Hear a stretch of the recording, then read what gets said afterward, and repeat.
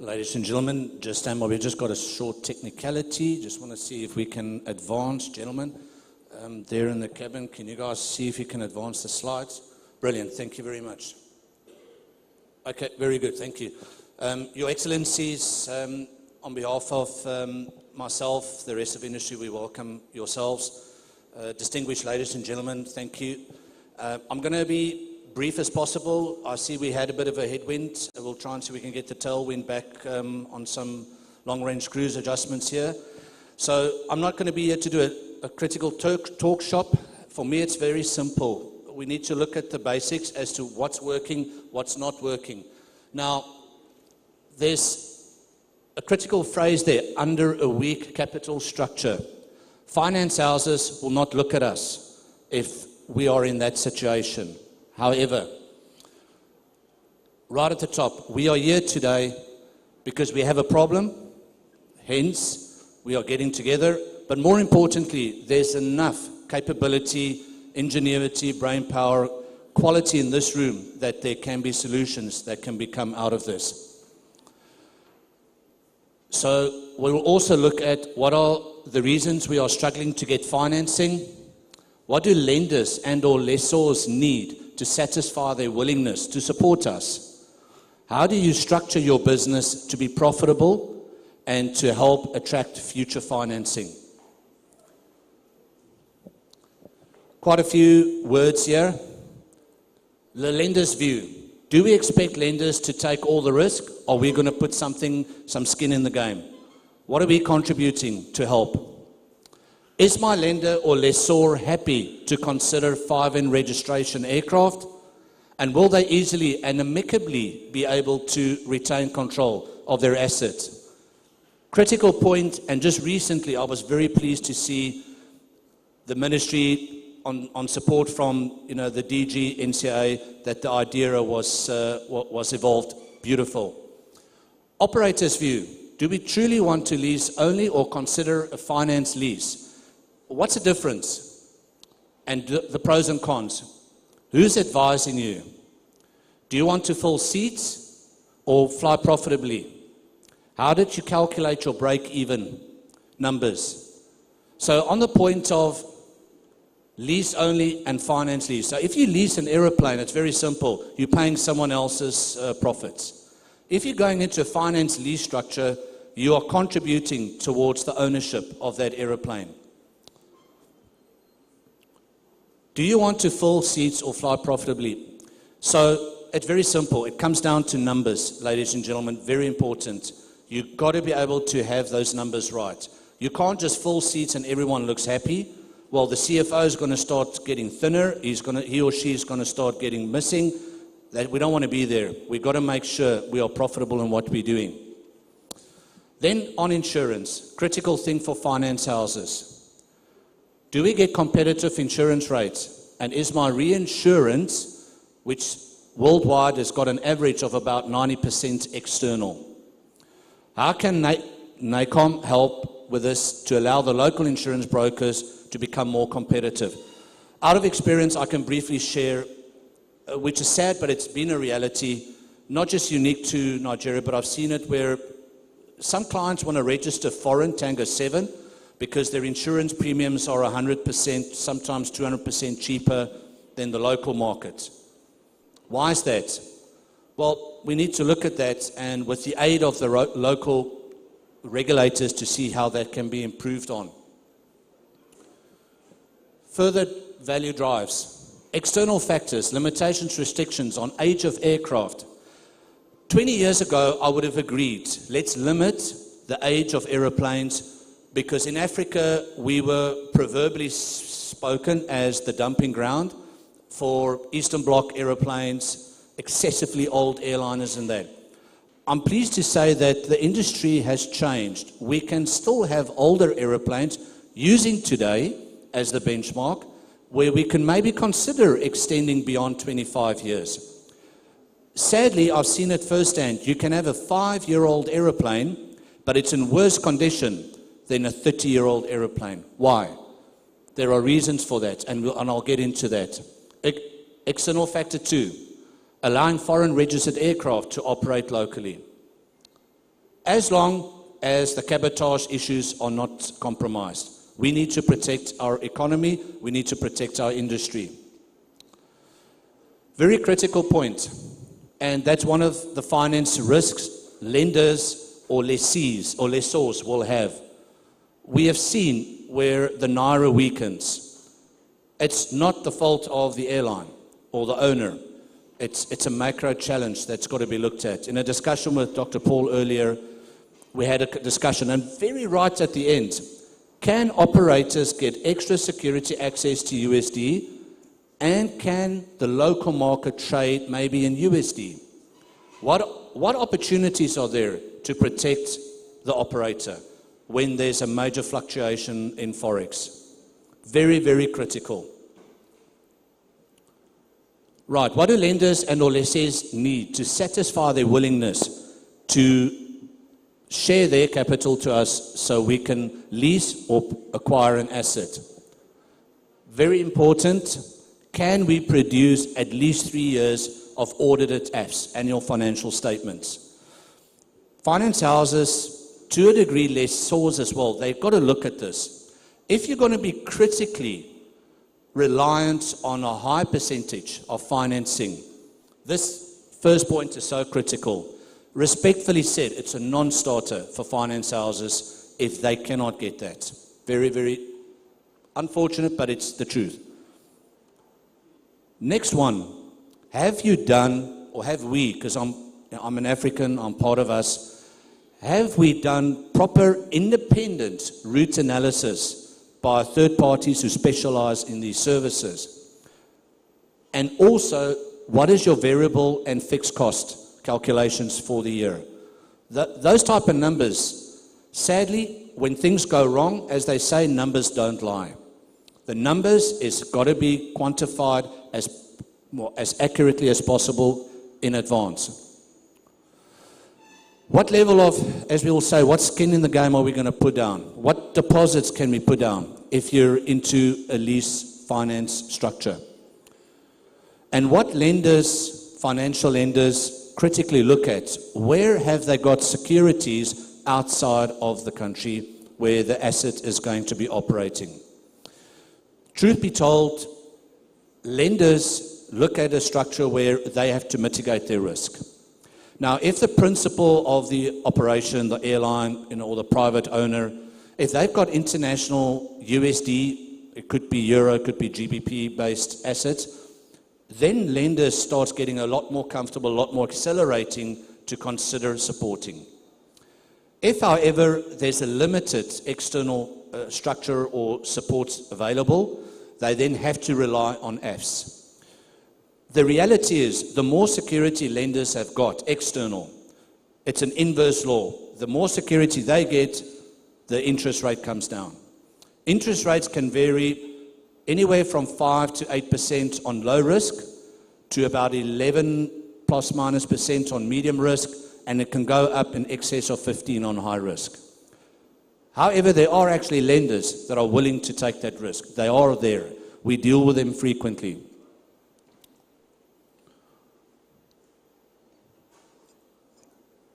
One thing that we've seen is airlines, private operations, charter operators, it's usually micromanaged by one individual and of no wrongdoing to the individual or the principal. Lenders struggle to have a strong buy-in because if something happens with a principal, it's respectfully said, a chicken without a head running around.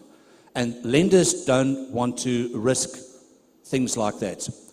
So, what's important, there's two areas to this. Apart from your financing, it actually allows you as the principal to instill succession plans.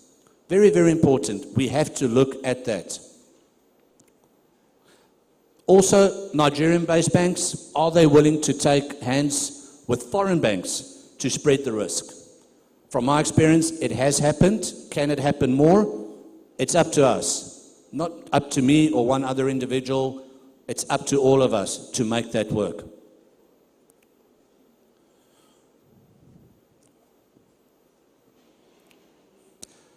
Critical item. Now, this has become a very negative stereotypical use point. International lenders lend money, they finance lease aeroplanes either for an outright or for a dry lease, and something goes wrong and they need their asset back. They don't get it back. Why? Well, in various parts of Africa, what we've seen is that normally there's a cabal, there's a 419 being pulled, and the lender loses his asset. So, fortunately, and this I read very recently, where Nigeria was very well evolved to be able to affirm the idea.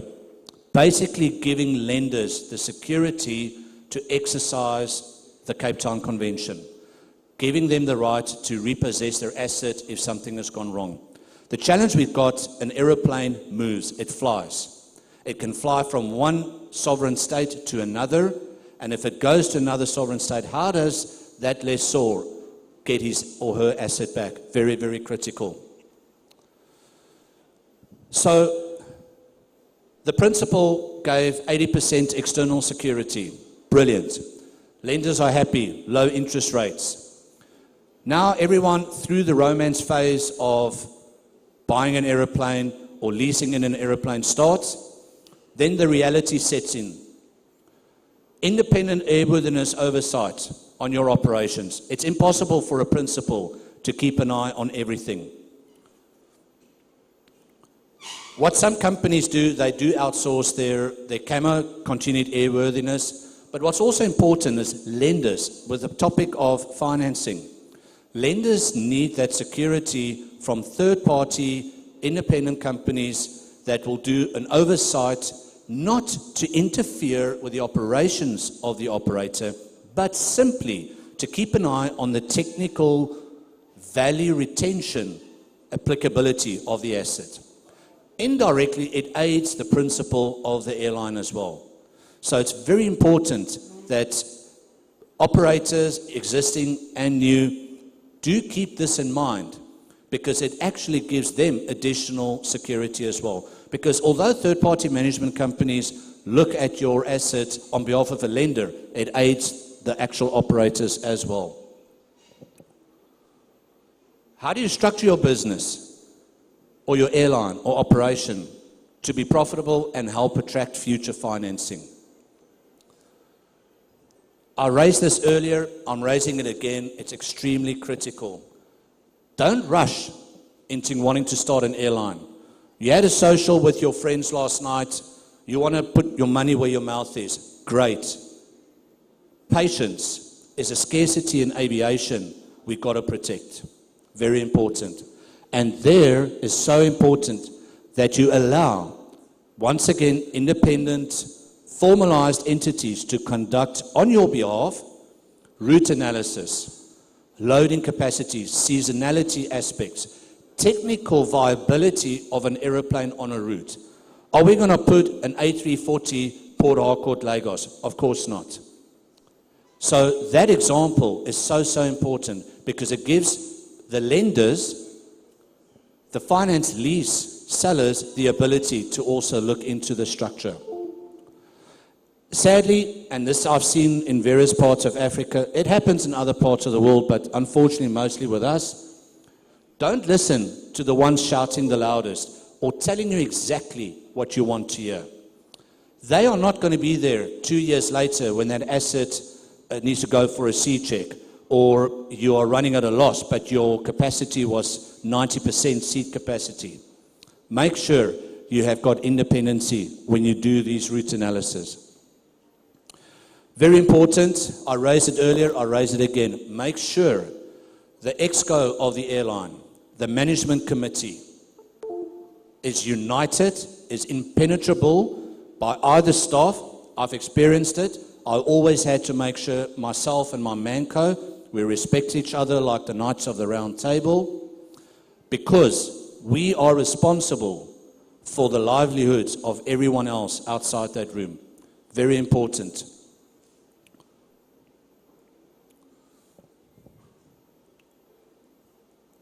Stand by one, just got a signal. Thank you, gents. Maybe not directly linked to financing, but for you to finance your aeroplane, you need clients. And who are your clients? Your passengers. Very, very important. Have a clean aircraft, ladies and gentlemen. It can be done. And also, try and be on time most of the time. It's not always weather variables are out of our hands, technicalities.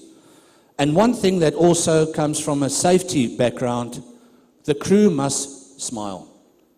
Because apart from the obvious, it actually instills calmness to your passengers. It's real. It does happen. And another thing that happens, not just with airline aircraft, with business aircraft alike, aeroplane needs to be taken care of. They want to be maintained.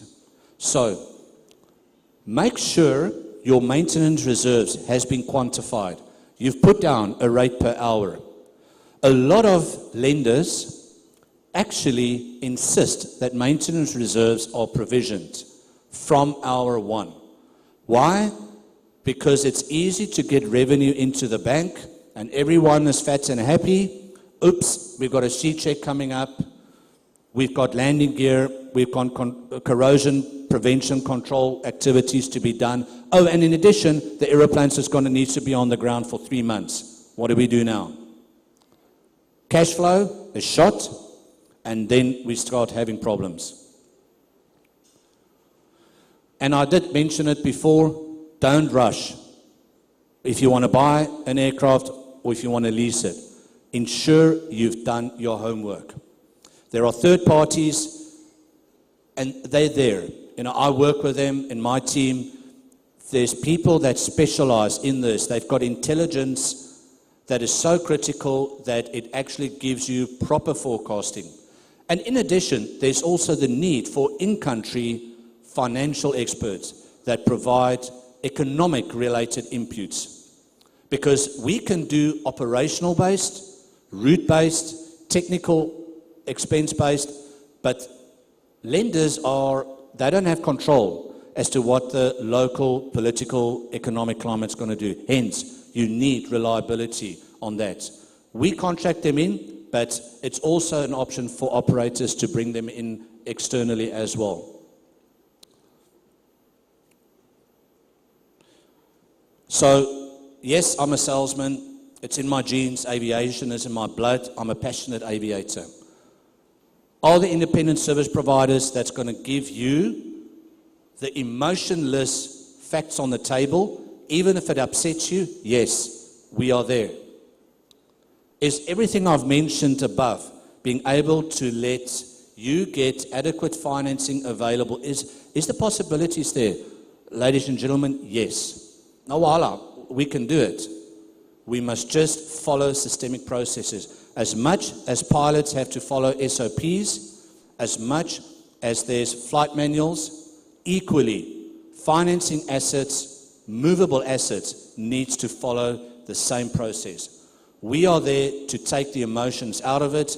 We are there to be looked at a year later when things may have gone wrong and it could have been tied back to what you were provided in terms of service. We are there to focus on that. We are there. Most of us are Africans, myself, my colleagues, some of them are Canadians, but we are there. We focus on these areas.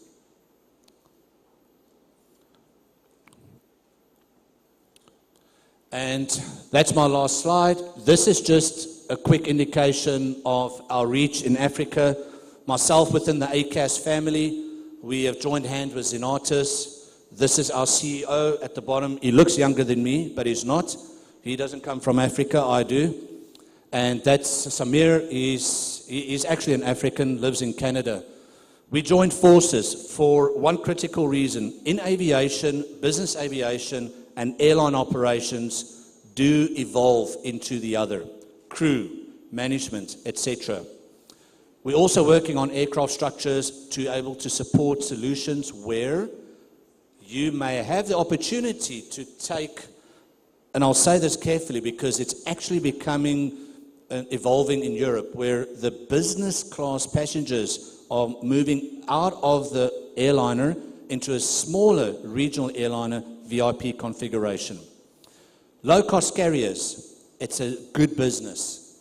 Look into that. There's capability there. There's possibilities there.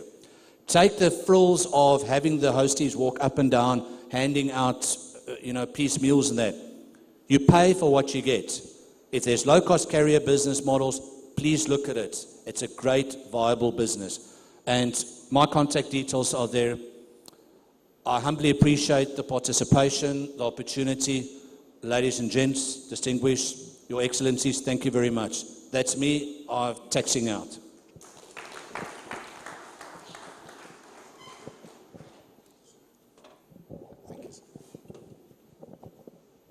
And a big thank you to Mr. Paul Ludik. Please, let's put our hands together for him once again. Thank you so much. And attracting finances, importers of your aircraft is very, very clear. Do not rush into buying or leasing aircraft. Ensure that you have done your homework. And again, he said, is it possible to achieve all of this? And he said, yes, no wahala. And one of the things we'll be doing here, we'll have a session where we'll ask questions. And later we'll constitute a panel and we'll be speaking to all of our experts. We'll find out the how to this presentation. And of course, it's given us pathways, 3 pathways to attracting finances. But again, let us look at the realities. While he is optimistic that they are achievables, we will try to put things in context, particularly in the context we'll find ourselves. How achievable are they? Once again, thank you so much, Mr. Paul Ludik, Senior Director, Africa or ACAS. Thank you so much. Please let's put our hands together for him once again. Your Excellencies, the Honorable Minister of Aviation represented, and the Chairman Senate Committee on Aviation represented, and also the House Committee Chairman on Aviation also represented, very distinguished stakeholders. We move to the next keynote speaker. And the next keynote speaker is a very well-known personality who has been providing insights into the financial landscape in the country. And his invaluable knowledge has also helped in providing solutions to several issues concerning the financial sector in River State. He is an esteemed economist, a financial expert and policy consultant. He is a chief economist at SPM Professionals and a fellow of both the International Management Consultants Board, USA, and the Institute of Economics, Nigeria. Our next speaker, who is our guest speaker, brings a wealth of expertise to the discourse, and he holds degrees from renowned institutions, including the Obafemi Awolowo University, where he had a BSc in Economics, at the Chester University, where he has MSc Finance and Accounting, and the Nile University, where he has a Master of Philosophy Economics and a PhD and doctoral candidate of Nile University. Our guest speaker is a seasoned entrepreneur and transformational leader. He operates across diverse sectors, including maritime, agriculture, finance, real estate, and media. His dynamic contributions have earned him accolades such as the Economist of the Year 2016 and the Distinguished Entrepreneurship Award 2017. Through his consultancy, our guest speaker has worked with government agencies, financial institutions, and corporates, both local and international organizations. He has significantly impacted Nigeria's economic development through his sound and meticulous analysis of the financial situation in the financial sector in Nigeria. It is a distinct honor to welcome, to speak on adopting global capital structure and adequate model in enhancing Nigeria's civil aviation industry's competitiveness. Please, let's welcome Dr. Paul Alaje. Let's put our hands together for him.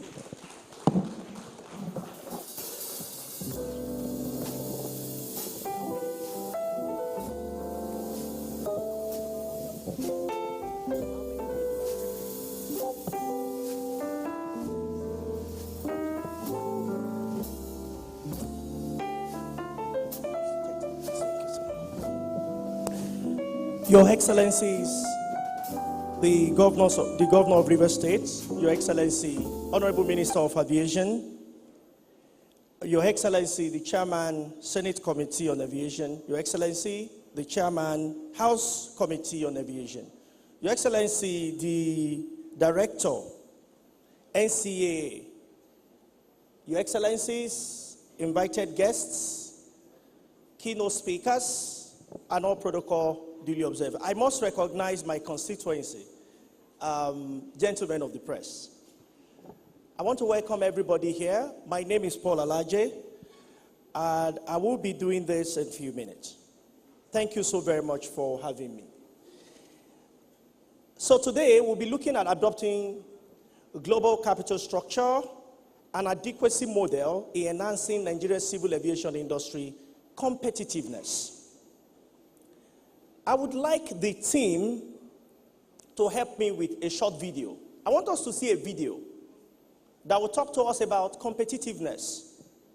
What must we do to become more competitive?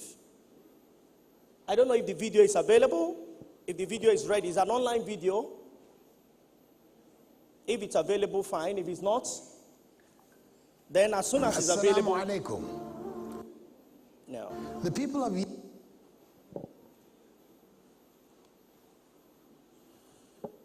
Is the video available on the screen?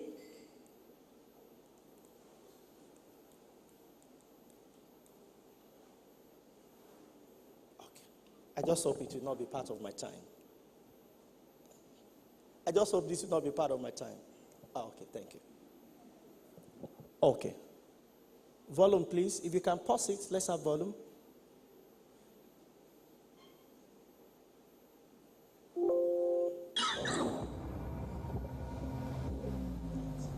The lion, Africa's most fierce predator.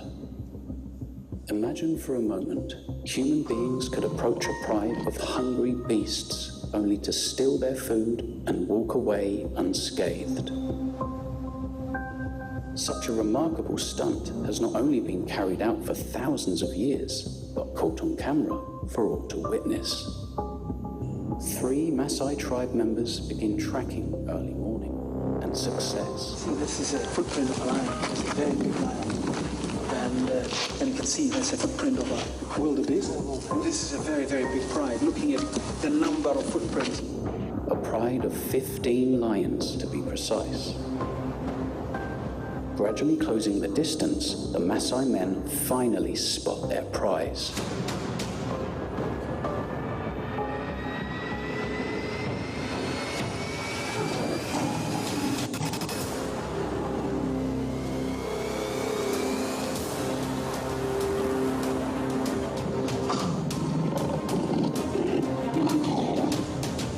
They begin to approach the pride with an air of confidence. Marching forward with conviction, the lions become aware of their presence.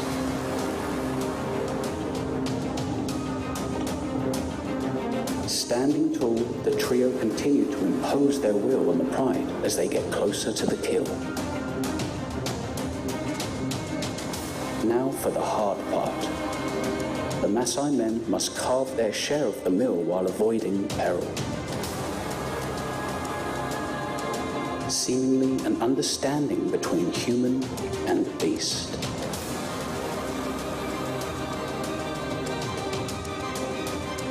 This incredible human feat is nothing shy of astonishing and just goes to show that the apex predator of all apex predators are in fact humans. Now the pride will continue to devour their meal. Yeah, thank you so very much. I don't know if you all saw that video. Taken from the mouth of lion. Lion has made a kill, and it became really very difficult to get a share.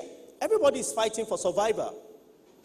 Not only in Nigeria, but across the world.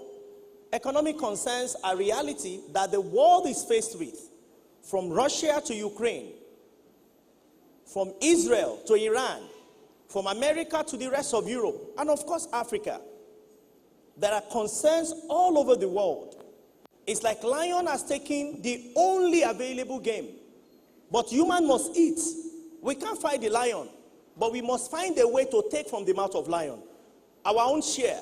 So I've come to tell you today that how do you take a portion from the mouth of lion? This video will guide the entire period that we have to be with you this afternoon. We all know what aviation is about, and we know the importance of civil aviation in Nigeria. We know it's a driver of tourism and a major factor, in expansion of the aviation sector in Nigeria is the demand for domestic travel. This demand continues to expand. But how do we keep expanding when we have price increasing? And this price is not because airline has to increase prices, but because input costs, 85% of which are done in dollars, and because of flotation, it keeps affecting prices. So let's look at what the challenges are just with one or two slides. Then we look at what the recommendation will be subsequently. Despite huge potential, the sector is bedeviled with challenges in form of weak infrastructure, little or no investment, regulatory concerns sometimes, airline suffers impact of increased fuel and maintenance costs, which make them to rely on fuel and maintenance expenses.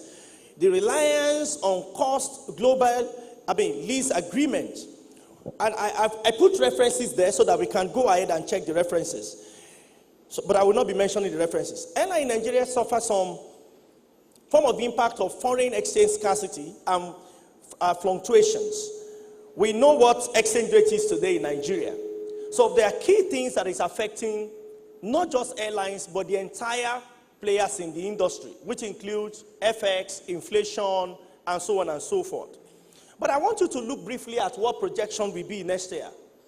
The possible projection next year, I have them there in the graph. For economy, certainly economy will grow. Sorry, this is not reflecting. I expect economy to grow. We have both best case and worst case scenario. Worst case, economy may grow to 0.65%. That's the worst we can see. Are we expecting negative growth next year for Nigeria economy? The answer is no. The best case we can have is 8.4. But I must also say that in spite of these expectations, it's also possible that we have sustained high inflation. And exchange rates may also be around 1,800 to 2,500.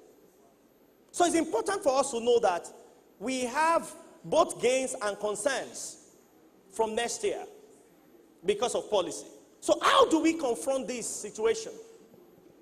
Economy is expected to grow, certainly, as I've shown you in the graph, but how do we confront it? Let's understand capital structure model. For most of the time, I will run through my slide. The combination of debt and equity financing that businesses employ to maximize their financial stability and expansion potential is refers to their global capital structure. Key model. I have different models, but I will not want to bore you with the theorems and the concerns, but this is for those of us that want to have academic work, especially people in NCAA. You might need this to look at it. Said we have the first model. Said according to the model, a firm capital structure has no bearing with the value under specific circumstance. And when it comes to capital structure, the theorem highlights the need of taking inefficiencies in the market liquidation expenses and tax benefits into account. Then we have another one, which is trade-off. The trade-off, what does it say? It says this theory weighs the danger of financial distress against advantages of debt, such as tax shelters. The model is used by airlines all around the world. So you look at what you weigh the danger of financial distress, and you also consider debt load. You compare the two. And this especially is what is considered more with Delta in America. Also, we have pecking order theory. I wouldn't want to bore you with all of this theory, but I will need you to critically take time to look at them and see which model actually works for us as Nigerians. But this is what we are looking at. Presently in Nigeria, to operate airline company, please, let's look at this because this is very important. Here we look at capital structure in Nigeria. And from available data from Corporate Affairs website, to register an airline company in Nigeria with NCAA, which of course is the regulator, the entity must be registered with a proof of share has increased to 500 million naira for local flight, 1 billion naira regional, and 2 billion naira international. Is that correct?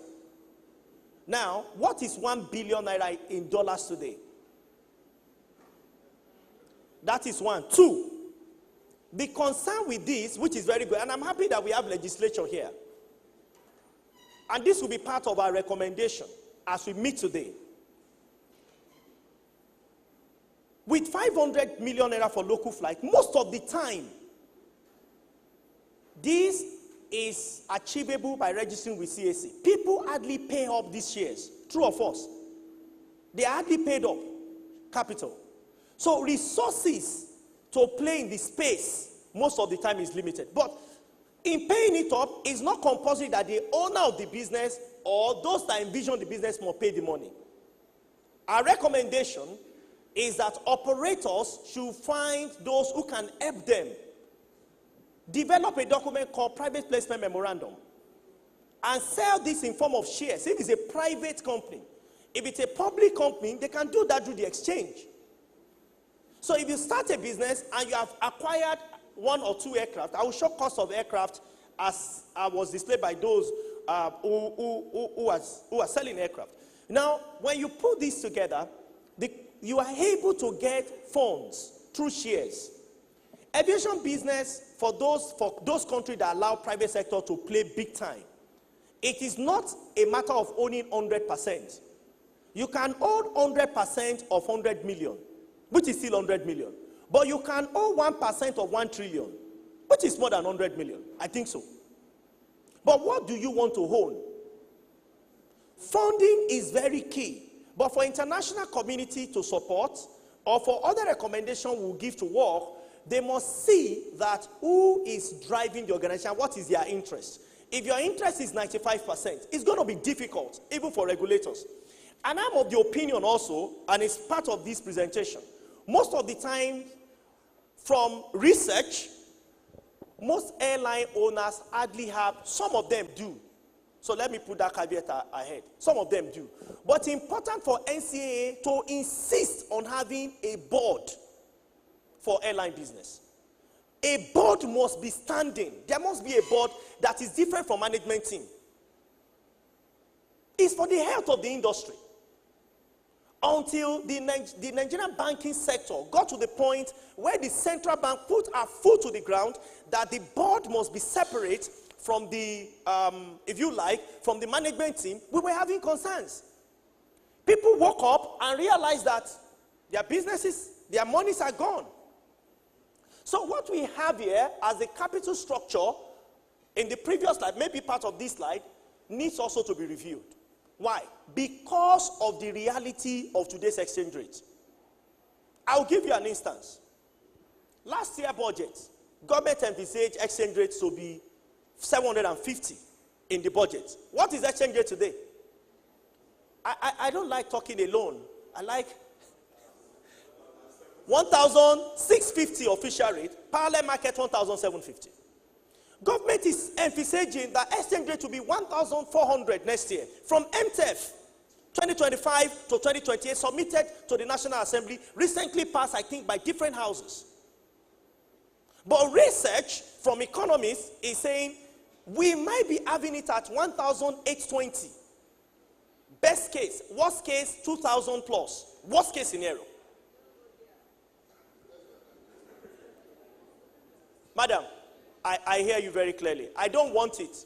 But remember that last year, August, I was on several national TV. As early as August, I said exchange rate in Nigeria will get to 1.5. Everybody said I'm stupid, I'm idiot. We put it out there. What is it today? See, don't fight numbers. You can have idea, but don't fight numbers. Our job is to find solution. and rearrange the economic environment so that this section they can go to 11, 12, 800. That is what I want as a Nigerian. But if we have economic environment that dictates the future, I will let us know that based on the environment, this will be the outcome. And that's why I'm here. Do I think exchange rate can be 1,100? Yes. But the policies to be made to take it to that point are tough policies. And we must be ready to make them. One of which, airlines in Nigeria must also earn hard currency. Because the more hard currency you earn, the more our foreign reserve. By the way, foreign reserve will expand next year. I think that's good news. Foreign reserve will expand next year. We're looking at above $45 billion. Possibly $48 billion next year. People wonder why I'm able to predict next year. Because of econometrics. We can look at what the number is saying. We can look at what the environment is saying. And we can have near accurate predictions. Near accurate prediction as to what the future will hold. So looking at the structure, we have the opinion that NCAA will need to work with either the operators or work with legislature to set up new rules. I know it's part of NCAA procedure that those who want to operate must bring some form of guarantee that they have the funds to run, true or false.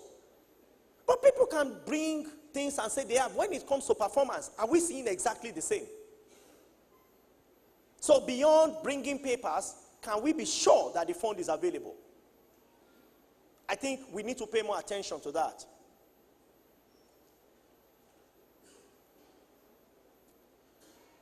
The proof of fund, sorry, I think I'm ahead of the slide here.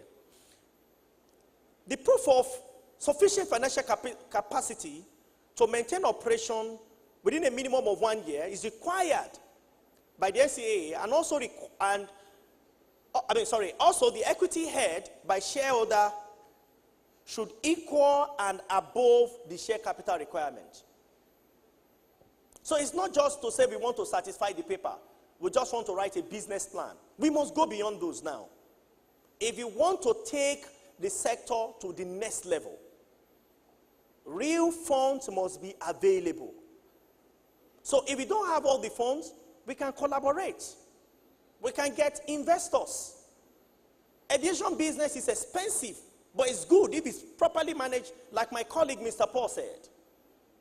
And it's not one that gives profit within a short period of time. It's over a period of time. So investment appropriately is important. Let's talk about available sources of fund. A number of them, but I will stay with three. There are a number of them. Number one is equity financing. Again, it relates to what I've said before. Having those shares, what proportion of those shares are you willing to part with? And who are the people that you want to give part of those shares to? Two, debt financing. And I will take a moment here again. Debt financing. What is interest rate today? The interest rate in Nigeria today from central bank raising NPR is 27.5%, I guess. How much are commercial banks giving credit out to everybody in the economy? Above 30%, true or false? Please, I need response, true or false? Other financial institutions, some are doing as high as 60%. Not in 10 years, but in 1 year. If you want operators, because you see, aviation takes key components of our economy. I want to appeal to legislatures to ensure that we either adjust a bill that is currently running aviation sector such that funds to them cannot be more than a single digit. Single digit loan. And there is order that we have mentioned for regional, for local, and international. The minimum benchmark that should be given to them. Provided NCAA feels they have met the real requirement to practice under the new dispensation. How do we achieve 6 to 9% loans to them? Maybe it's going to be special fund, intervention fund. But sometimes, some of the delays we have seen is because some aircraft have been sent out. There is no either enough FX for them to quickly wrap up their activities. So you will hear that due to operational reasons, people are hungry with NCAA, people are hungry with operator, but the real issue is money. It's the money. How do we get that money out? It's legislation. And hence, aviation will not be the only industry that will give this to. There are other sectors that are enjoying it. We don't want our flight to drop from the sky. We don't want it in Nigeria. We've had a safe airspace for a long time now. And I think we should appreciate NCAA for policies, for having a safe space for a long period. But we are getting to a point where policy alone will not be sufficient. Money will be important. Money will be important. How do we raise funds? I've mentioned equity, and I've mentioned what I think NCAA could do, which would be increase the share capital, make sure the money is actually paid. Then you go to the market, either private through private placement memorandum, or if you are public, then you can raise equity directly from the market. Secondly, rates. And this will involve central bank, honestly, and the federal government. Because aviation is not just any kind of business. It's competitive and it is global. So, providing facility, especially locally that I've started with, is very important. Getting foreign facility is good, but can be dicey. You know why? I'll tell you. We operate in an economy that spends naira. And I really don't know why. I think we need to make laws. A lot of money in domiciliary accounts. Apart from businesses, why are individuals keeping money in domiciliary accounts? Why? I did research in the Middle East for a long time. If you have domiciliary accounts, it must be for a business. Maybe to import. But you see, I will tell us the truth. When you keep storing foreign currency, you are telling your country one thing: I don't trust my currency. That's what economics is. I don't believe in my local currency. So, for us to get that support, it's important for us to know that if we have far fund in foreign currency, how are we going to pay back? We are doing business in naira. So you first need to convert. And there's scarcity of FX sometimes. What must we do? I think I will proceed, then mention some of them. Partnership, form partnership with domestic and international airlines. Adopting global structure. Let's look at case studies. So I have about 3 or 4 case studies. Sorry, I'm always ahead. Let's look at successful airline example. We start with Delta Airline. Delta Airline, which uses sound corporate management to guarantee financial viability and sustainability. What I've seen, although the airline in question is not a player, as we speak, but what I've seen is that an individual can decide the fate of an entire organization. Is it true? Because he is the owner. But you can't do that in aviation. You can't. So there must be corporate governance in which, I'm sorry, sir, Mr. DG, sir, NCAA should be empowered by law to change the chairman if necessary.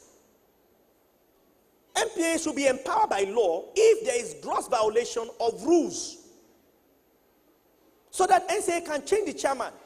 The chairman can still be a member of the board, no problems. Another person could be the chairman of the board. And this is not unique. You know, I'm an economist.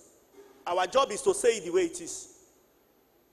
There are other sectors that have been doing this. Have you not heard that Central Bank changed the chairman of First Bank some time ago? Did we not hear that? When First Bank was going down, we heard it. Why? Governance. If you are not playing according to the rules. So, but if a particular airline is not doing well, and NCAA has issued warning, what happens? Eventually, you just see that they are not in the sky. Do you know that people have bought tickets? And those are your primary assignment people we are protecting. So we don't want airline to just fold up. It's either you don't start, and if you are starting, you must do it well. Why? System and structure, institution, will compel you to do it well. And NCAA have been very good with leadership, you know, over the years. We have to pick it up and continue doing that good work. I don't know if I'm communicating. Are we here? Okay, thank you so much. Let's look at another example. Let's look at another example, which will now be Singapore Airline. It's well known for strong financial management. Keep a balance between capital structure using both debt and equity financing, and equity finance growth, innovation for Singapore Airline. And we got that from their annual report. We look at what Singapore is doing. Singapore Airline knows when to sell shares, when to acquire back. So we must understand that many of our airlines can be traded on the exchange. What benefit would that mean? One, the value of the capital market would increase sporadically. Two, there will be less concern about funding. Once the management is on, that is why Delta example is number one, corporate governance. Who can guarantee confidence on airline? At that time, it will not be the integrity of the airline. Why? If they delay, what can we do? As a passenger, nothing. I'm a finance person. I can't do anything. But when airline knows that NCAA has power to change management, you will see a difference immediately. Especially the board. You will see difference. People will sit up. And that is why I'm happy that we have legislature here. It's subject to debate. I'm sure during question and answer, a lot of people, the one I can't answer, I'm sure my brother, my friend, he will answer for me. So, credits is another conversation. Honestly, we need some level of protection for the aviation sector. Honestly. We need some level of protection. And Nigeria, again, will not be the first country to do this. It's important for operators. I don't know if you have operators here. I heard their name. So as revenue comes in, because you know that 85% of your cost is in FX, we need NCAA and other key stakeholders in the sector to have a conversation with central bank as affects the sector. Such that on a monthly basis, you can target a certain amount of FX. Then you can plan with it. You know, not targeting FX make planning very difficult. You might have run your... Let me show you. Let me explain to us how this works. Let's assume we are selling tickets, 1 hour ticket, for instance, for 100,000. You know, that 100,000 will come from a cost model, true of us. That cost model, we envisage what FX is, because 85% of cost is in dollars of cost. So by the time you've made your calculation, for instance, we've calculated with 1,000 naira. When you want to carry out maintenance, FX is now 1,500. What does it mean? You need 50% extra. If you are not careful, the business can go down. But when you target what FX will be, with the support of central bank, this cannot be open to the entire country. But key sector that drive tourism, key sector that propels the economy, aviation is very key, and this I believe can be done. So it's a conversation we can have, we can open up to bring in more experts to also look at it, all sides. Then we can see how that we go. We go to the third one, which is Emirates Airline. Okay, we go to Emirates Airline, which of course is known for fleet modernization, with cutting-edge expenses and using debt-heavy approach and long-term financing techniques. For most parts of Nigeria, you will see as the slide concerns, I don't know if I will have time to show, it's about 40-something slides. So I don't know, and I'm still in the early part. But I'm trying to explain so that when I get there, I might just rush the slide because of time. For most Nigerian airlines, access that is available is dry lease. Why? Until very recently, under ministerial intervention, it is very difficult to get otherwise because Nigeria is classified as high risk. So, even if you want to get some lease that is long, the rates are very high. That is why collaboration, what organizations are looking at, they carry out ratings. Nigeria rating recently went above 70% for one of the rating agencies, which is very key. But when it comes to financing, we want to look at the corporate governance structure of the organization. If NCAA don't get involved in corporate governance and implement for the board member to know that they have power to shovel, it will be a challenge. Key challenge in the sector.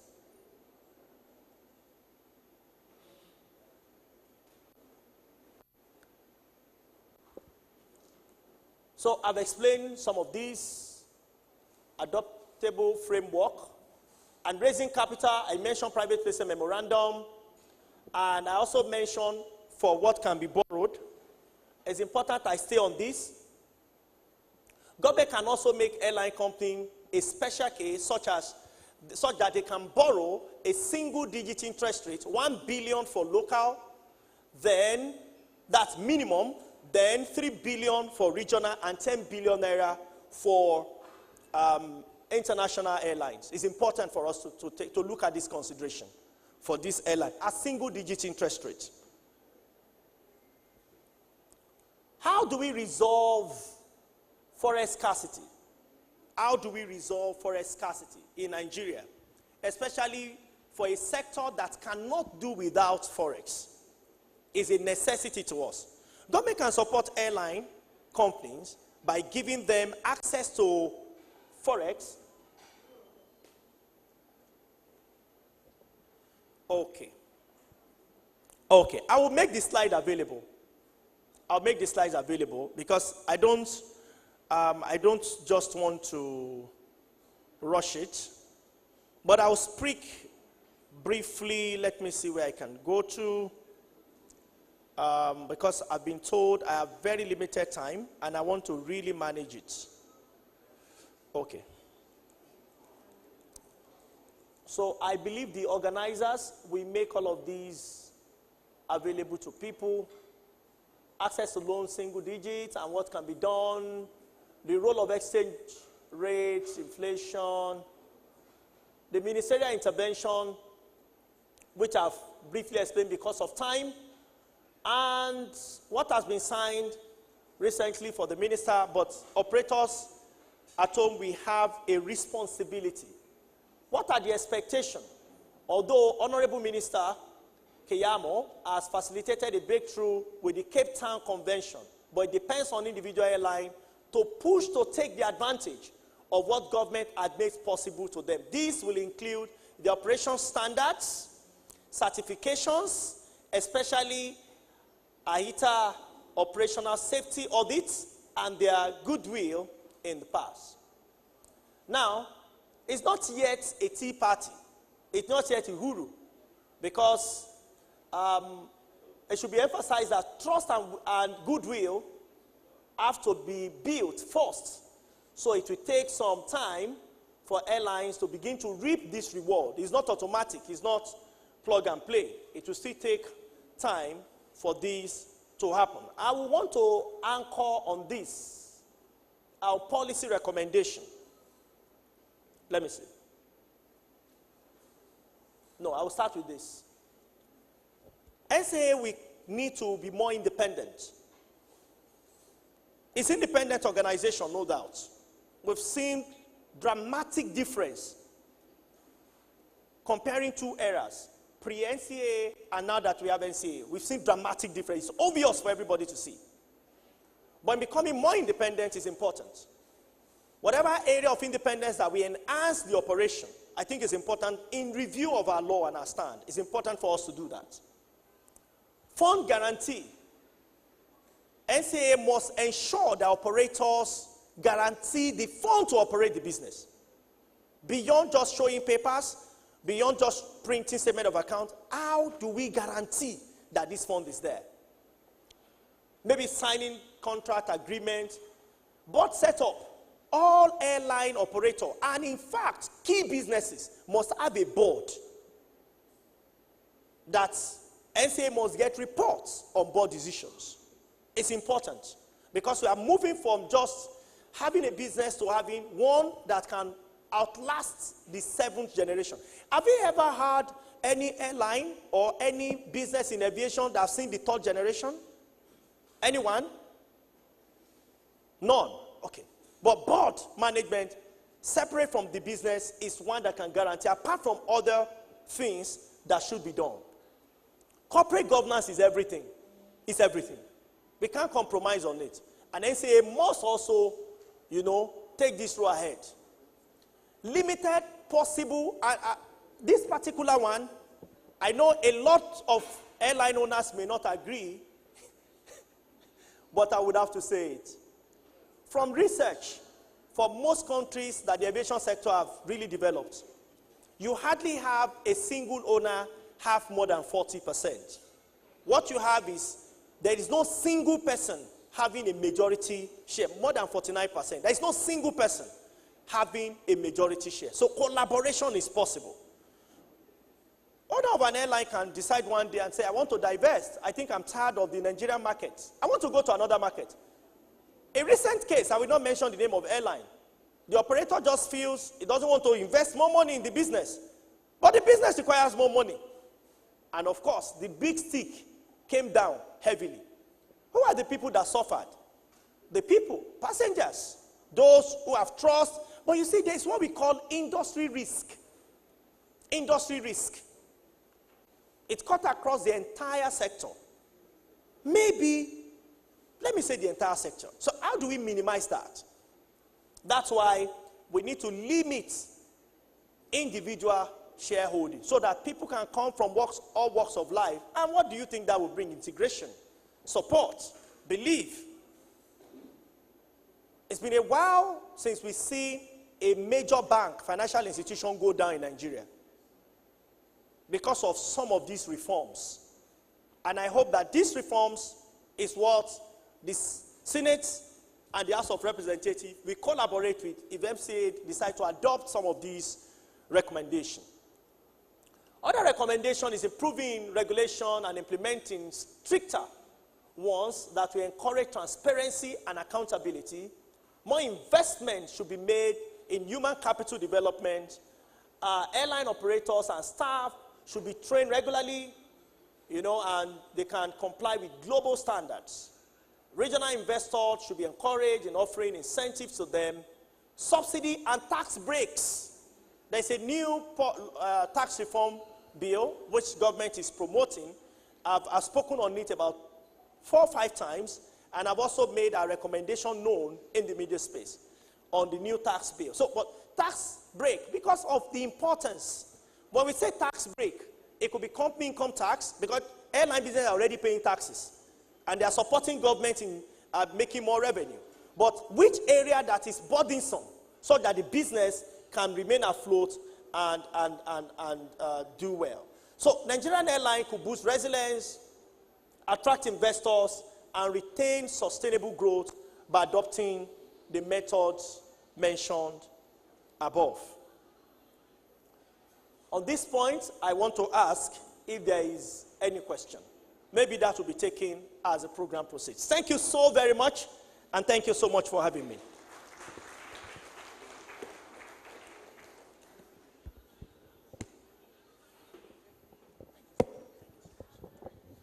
Thank you so very much. Please, another round of applause for Dr. Paul Alaje. Dr. Paul Alaje, thank you so very much. A very fantastic research and presentation there. Your Excellencies, the Honorable Minister of Aviation and Aerospace Development, Federal Republic of Nigeria, Barrister Festus Keyamo, SAN, represented by Captain Chris Onajomo, the DG. Thank you so very much, sir, for staying all through. And also, our appreciation to the Chairman, Senate Committee on Aviation, distinguished Senator Buhari Abdul-Fattah, represented by Senator Agadaga Benson Sunday. Thank you so much for staying all through. My singular appreciation also to the Chairman, House Committee on Aviation, represented by a member of the committee, Honorable Alison Anderson-Igbix. Thank you so very much for staying through. Permit me to also announce the presence of another member of the House Committee on Aviation. It is an honor to welcome Honorable Oyeshino Ayodeji, Member House Committee on Aviation, Honorable Yeshina Yodeji. You're welcome, sir. Please let's put our hands together to welcome him. And also I have in our midst the representative of the Nigerian Customs Service and the officer in charge of Port Harcourt International Airport.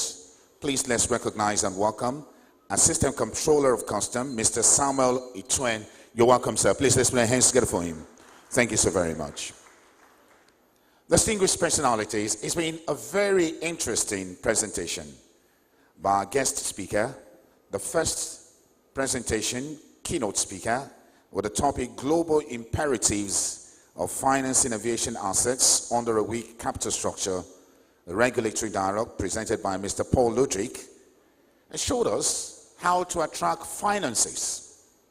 And he said this is possible as long as the process and procedures are abided to and followed. And again, the last one you heard, presented by Dr. Paul Alaje, adopting global capital structure, an adequate model in enhancing Nigeria's civil aviation industry competitiveness, outlines ways to achieve all of this. And he buttressed this with eloquent case studies from other climes of the world and how these studies have provided solution. Your esteemed personalities, distinguished ladies and gentlemen, at this point, I'm going to welcome the two keynote speakers. May I ask that Mr. Paul Ludwig and Dr. Paul Alaje kindly come to the front. We'll be taking questions and commentaries. Should we do that now? 2 minutes.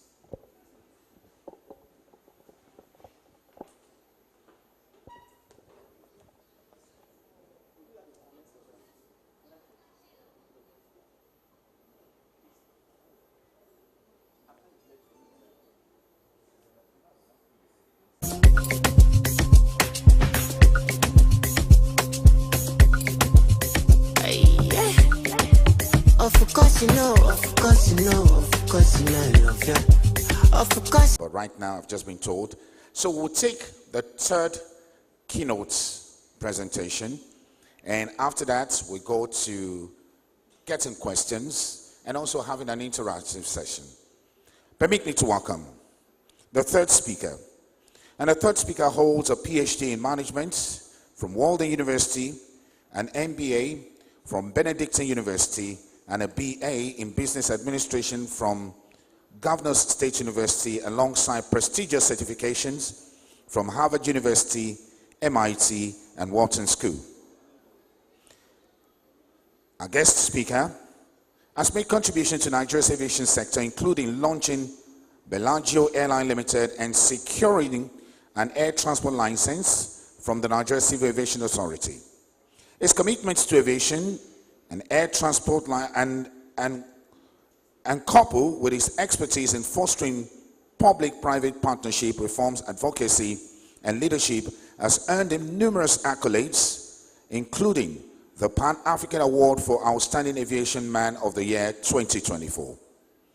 Your Excellencies, very distinguished senators and members of the House of Representatives, our next speaker, speaking on diversification of financing structure for sustainable capital adequacy in civil aviation and air transportation global best practices. Please welcome to the stage Mr. Oludare Akonde. Please let's put our hands together for him, please. You're welcome, sir.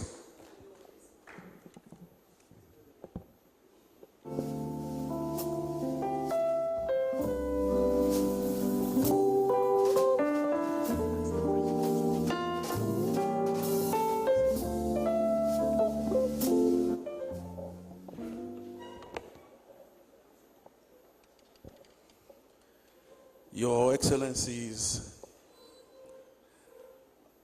distinguished senators, members of the House of Representatives, I want to stand on existing protocol. I'm a little bit jet lagged. I just flew in from the US. I came in directly. And I hold this very, very dear to my heart. I also petitioned AIF event in Rabat to speak at this event. Everybody knows AIF is where all the big boys are at the moment, talking about what will happen in Africa in terms of investment and financing next year. So, but I'm happy that I'm able to speak, at least from the operator's perspective. And I'm so glad listening to the previous speaker, how he touched the main points and issues affecting our industry. I was weary of different complaints by different operators. If we remember very well, the last speaker said, can we mention a company that has transcended generations, especially the airline? And it's very difficult to find. So it's okay to, first of all, mention that before now, people have not really been in aviation business, per se, before now. And we need to give enormous amount of credit to the DG, NCA, and the Minister of Aviation. Please give them a round of applause. It's not on seat, but I'm telling you, this DG is the right DG for what we need. Personal experience. You know, if you want to invest in Nigeria, people will give you 1,000,001 reasons not to come. They will even tell you that, see, all this paper looks good, but if you do business with a Nigerian man, they will find a way to change everything, no matter what you sign. I can tell you that when I started, I have various different investments in different sectors. I own a university and a polytechnic as well. And I have several businesses in the US. But when we started the airline, it was post-COVID. And we had initial meeting with the team. There were timelines on each form that we need to go through. So there was a particular form that should take 5 days. And this form took 8 weeks. In fact, it's almost impossible to even see some DGs. You can always walk up to him and tell him your problem. You don't even need to write lengthy letters. Immediately, your problem will be solved, even before you finish talking. I had that personal experience. So I know people want to legislate, they want to create more regulations and control, but why don't we look back a little bit and see where we can marry legislations and retrofit some, remove some, revise some to speak to the urgency of now, because things are changing. When some of these regulations were made, there was no AI. We have AIs now. And for me, I was a partner in Accenture, North America, before I retired. When I came in, I told my team, we are going to look into aviation, looking at the failed businesses. Then we'll see how not to run an airline. Not the feasibility study, but we start from how not to run an airline. I came up with a white paper. So, foundational problem is how you set up the company. Just like the former speaker said. Everything that he mentioned, NCA has it in their regulation. You must have CSC, you pay millions of naira for registration, you must have aviator in your board. There was board. They have board in the CSC requirements. But the problem is, if you want to look for finance, and we all want to be chairman. Mark Zuckerberg owns just 26% of Tesla and is the richest man on earth today. So then again, bringing people on board to fight in the like minds, especially for the startup, it's a major problem. But the first thing everybody needs to realize is the fact that a baby cannot give birth to another baby. So you must have a parent company. Maybe that's where the alliances will start from. So before you go to meet anyone or investor or bank or equity partner, private equity or venture capitalist people, you must have something going. Not just that there was some money somewhere, we just want to invest in aviation. So these are the areas that we need to really review. I'll be very quick with my presentation. It will be more interactive. It's not that much, and I hope we really enjoy this session. So let's go to the next slide. So we're talking about the challenges of financing in Nigeria aviation sector. Next slide. So we know the struggles. We know high interest rates, short-term loans, unwillingness to get loans. There's no liquidity and all of that. These are very prevalent problems in the industry. We've all mentioned that earlier. Lessors are very reluctant to come in, and it's a high-risk environment. 2 years ago, we did the valuation of our company, and country risk reduced the valuation by $50 million US. So there's nothing you can do about it.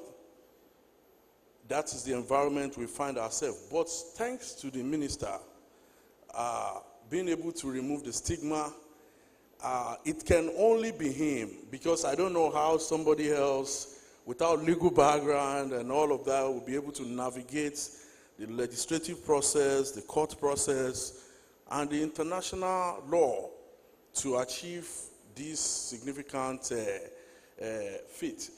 I think we should all thank him. We don't really know what has happened to our industry, because if you go out there, they laugh at us.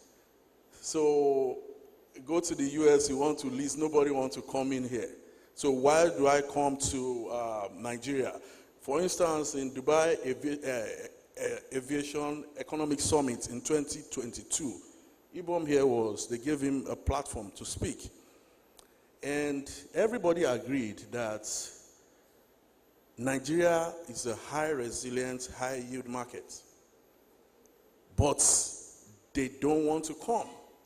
From Citibank to JP Morgan Chase to Islamic Bank of Saudi Arabia to Bank of China, all the CFOs, CEOs were in the room. They don't want to touch Nigerian deals. They prefer to stay with Emirates, even get their little quarter of a point or just a little. So that's enough for them. But they know that you can make an enormous amount of money here. I also had a chance to talk to the president of AFDB, and he told me how he put in efforts for one of the biggest African airline today, Ethiopia Airline, and quoting him verbatim, he said, "My efforts made this company what they are today." That is how they are willing to help African companies, but not without a challenge. So the Western directors on the board, they are not really happy about having a very strong airline from Africa. So when we talk about lessors want to know that you take care of the aircraft, that they can revoke the aircraft. At the end of the lease, is well maintained. They can repurpose it, they can sell or give it to another owner. So, but once we get in the driver's seat, we all forget the need of the lessor. We look for loopholes, we do whatever we like, we are all billionaires, we own aircraft. So and we mess everything up. It's an accumulation of mismanagement that is catching up with us today, where you see this kind of behavior from the lessor. We'll move to the next slide. So we have underdeveloped infrastructure. There is no MRO. You have to wait for parts. Sometimes they give you the supplier's credits. People default on that. So you want to lease, you don't have maintenance program, or you pay a lot on your maintenance program. So this, I would say that instead of NCA asking people to show bank guarantee, they ask for that before you get your ATL. You show you show all those documents. But the problem is, bank guarantee doesn't mean anything. Cash in the bank does not mean anything. I can withdraw my money for another purpose tomorrow morning. So I'm done with NCA. I just need to show them this cash, and that's it. That has been the vicious circle. So why don't we start showing financial models that shows how you want to operate? If you look at some balance sheets of some of the current airlines, it looks like crime scene. Let them show balance sheets. Let them show their model, how you want to operate for the next 5 years. It's not a business plan. Everybody copies the same business plan. They have vendors that will do it. You want to start the airline, I have someone that can do it for you. They copy and change the name and submit to NCA. So NCA cannot hold you to how you want to run your business. But show us the model. Let analysts see if this is a profitable venture. What are your revenue lines? What are your assumptions? Let's see your cash flow statements. So if you're not going to be profitable, why are you starting this venture in the first place? If you are showing losses, some people believe that it's okay to lose money for the first 5 years. It's not okay. Why do you want to start something that you will lose money? So you see how much you want to pay your pilot per hour flown. You see how much revenue you get per seat on your model. So that they can adjudicate this thing and say, Oga, this thing, it doesn't look as if you are going to make profit. So what do you want to do? Do you still want to continue? So everybody will be on the same page. Then we can now think about other areas that we have been losing money. One, we mentioned the infrastructural deficit, which is the MRO. There's no major MRO in Nigeria. Majority of people have to take their aircraft to the west or go to Morocco. It's unfortunate that Morocco is taking up the markets. Everything happens in Morocco. If it's not Casablanca, it'll be Marrakesh, it'll be Rabat. So we are sitting here, and we have the money, we have the population, we have the markets, but there is no willingness for us to tell ourselves the truth and approach things the right way. So, next slide, please. Go to the next one. So we talk about high potentials, what the market offers. We know how cargo is. When I started on cargo line of business, I was able to raise $45 million the second year. Post-COVID, that shows how much people believe in the cargo business.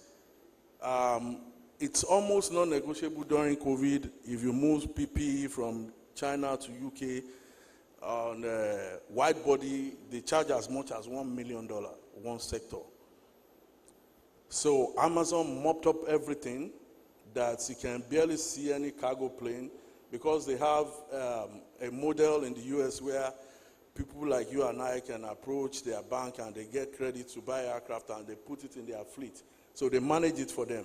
So anything goes. Amazon takes it. So it was making that industry, that line of business very, very tough for Africans and people in the South America to get into. So, but COVID has shown us that there's enormous advantage in looking at all these channel of revenues. For us in Nigeria, it's only one way. We sell tickets, ticket revenue. We increase the price, we reduce the price, we blame the government for fuel and forex. So if you bounce that front and back 10 years, it's still going to give you the same result until we start doing different things. Revenue channels should be agnostic, different sources, not just from selling tickets. I've mentioned this in the past. Go to the West, the revenue from loyalty programs surpasses ticket sales in all the airlines. All the airlines. So they even have a directorate. Companies like United Airlines, they have a directorate for loyalty program, like a bank. Each point is $1. They have a settlement platform. So here, you can barely even convert your accrued points to get a free ticket or partial redemption. See how we're losing revenue. You fly at night, you're supposed to sell internet access. You just buy the equipment, put it on the aircraft for $250K, and you start selling. Each sector can give you as much as $5,000, which could be enough to probably pay partially maybe the cabin crew salary for the month. So there's so many channels of revenue that we have set aside and we refuse to look into. And all of these packed together in a business plan, and we reflect that in a financial model and in front of a financier, and they see, oh yeah, so if this does not make money, you make money from here, and you already have a parent company that can back you up in case you are not able to make all this money that you are proposing. So it's not just for Abuja. Abuja is 90,000 today, it's 200,000 tomorrow. So it's seasonal markets in Nigeria, but we need other established revenue channels to support the ticket sales in order to show the bank that we are bankable and we are financeable, not just from the ticket sales. Let's go to the next one. Multi-layer financing approach. So, like the previous speaker said, the equity financing, debt financing, and hybrid. So, I want to say if it's a startup, it's not good to start up with debt, especially given the regulatory environment. There is no way you can say, today is my launch date when you're starting up an airline in Nigeria, because you have to deal with different agencies, different constraints. So you just have to start and keep moving. You think NCAA is the only one when it comes to starting the airline. You have FAN, you have NAMA, you have Ministry of Aviation. You have to deal with different government agencies. So if you are getting a debt, you have to start repaying your debt at a point in time. You put so much pressure on you that you might not be able to achieve your business goal. So you look at other options to start up the business instead of starting with debt. Debt will practically make it very, very difficult, if not impossible, to have a viable airline. Let's move to the next one. So equity financing, we all know what that means. We have many pension funds that are willing and even looking for viable projects. If you go on Wall Street, there are many venture capital companies, private equity, that they are not looking at your CAC document. They want to see your model and see if you are bankable, if they can put their money on you. And they want to be part of that business, maybe for the first 5 years, to help you, give you the necessary resources. Like right now, call all the operators, they'll tell you the same thing, all the issues. They talk about issues. But what about the solutions? What about sitting at the table? There is ongoing summits in Rabat right now. Everybody should be there. That's where they talk about the money. There are projects here in Lagos that was there last year. There are many hotels here, Eco-Atlantic projects. The governor forums representatives are there as we speak. At least 2 Nigerian governors are there. Presidents of African countries are there. I sat in a boardroom where President of Zimbabwe came previous year in Abidjan. Got $80 million for the local company, a steel company. So they have infrastructure projects. And it has been an established fact that if we have fidelity of governments, we will have financing. So we're talking about equity partnership. Let's everybody, we all come from a state.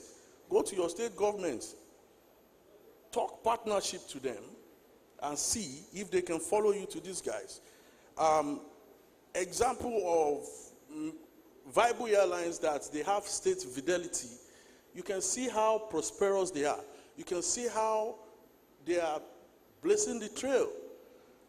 So because even the lessors, when there was when they casted a poll on the industry that nobody wants to do dry lease, with the fidelity of the states, they still did dry lease. So it's very important not to just focus on the federal government. Let's see what the state governments can do. If there's a forum to even invite them, show them the opportunity. I know governors want to see 4-year delivery plan. If this thing is not going to happen in 4 years, why am I doing it? I might not come back. I might come back.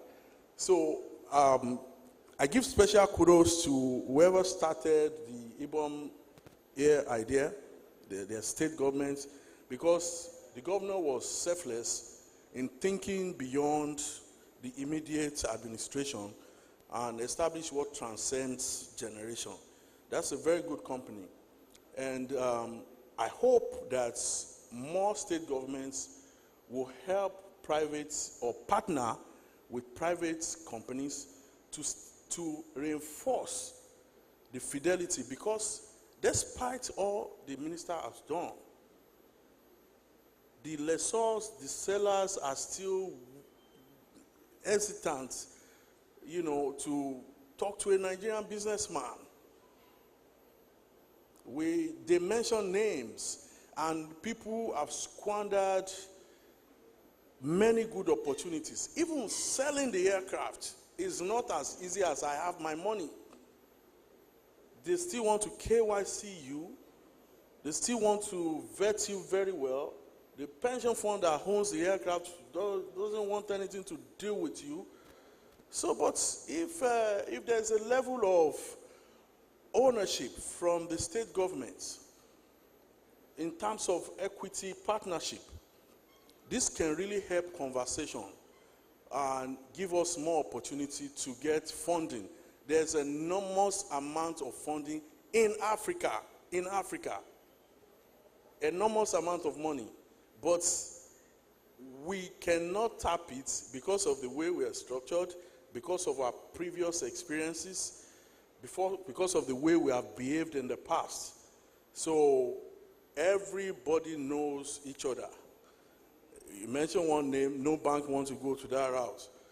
So who is willing to take a commercial risk for an Afri-Exim opportunity? You were able to secure this loan outside for 48 months, for 5 years, but you need a commercial bank that will carry the risk. But nobody is willing to do that because of previous behavior. So we need to understand that a good name is better than silver or gold. We need to make sure that whatever it is, we fulfill our financial obligations. Even if it means we will bend over backward, we should fulfill our financial obligations. And sometimes there's bankruptcy law. It doesn't mean that you are not going to pay your debt. For instance, Spirit Airlines is going through bankruptcy protection at the moment, so they will restructure their loan, and they are still flying. Nothing happens. So we should look very deeply before we default on our obligations to the bank, the impact to ourselves, to our reputation, and to the industry. Is very, very key. Let's go to the next slide. So debt financing. We have so many multinationals that are willing to participate. But like I said, even if you go to the embassies here and the trade departments, they are willing to even finance your feasibility studies to the tunes of millions of dollars. So, but if we are not properly structured, you are just the only allergy in this business or the only gentleman in this business. You don't have a board. What if something happens, you are incapacitated? Who takes over? Your daughter, your son? Who do they go after? Who makes the call? So they want to see that the asset, the corporate governance structure is there. There must be risk governance document. There must be corporate governance documents so that every participant will know that their interest is secure. Nothing happens, even if nature calls, their assets and interests are protected. Next slide, please. So an hybrid financing instrument whereby they require 80%, bank can only participate 80%, you have to look for 20% somewhere else, or mezzanine financing. Most of the loans we're getting, they are hard money lenders, hard money loans. So, but I can tell you for a fact, even if you get 35% interest rate, as long as you are not getting your loans in dollars, try and refrain from getting dollar loan in Nigeria. So, like the previous speaker said about the benchmark of the budget for 750 naira last year is 1,700 this year. So if you took $1 million loan last year and you are making revenue in naira, so you have to see how much more that you have to pay this year. So, and it will keep increasing. We also always forget in our conversation that Nigeria is not the only one spending dollar. There's huge demand for dollar in Africa, the rest of Africa. There was a day I was sitting at the airport in Togo waiting for my flight, and I had to take a grilled fish at the counter, and they sold it for $50 US. Grilled mackerel fish, middle of the fish. And I look at myself, I said, even in Abuja, I don't know any restaurant that I will pay $50 to even eat a native soup. There's huge demand. Go to Beirut. Beirut, you have a meal, it's 3 million lira or whatever their money is, 3 million, you carry it in a bag. So you'd rather pay $25. Texas collects dollars. You even think you're in the US.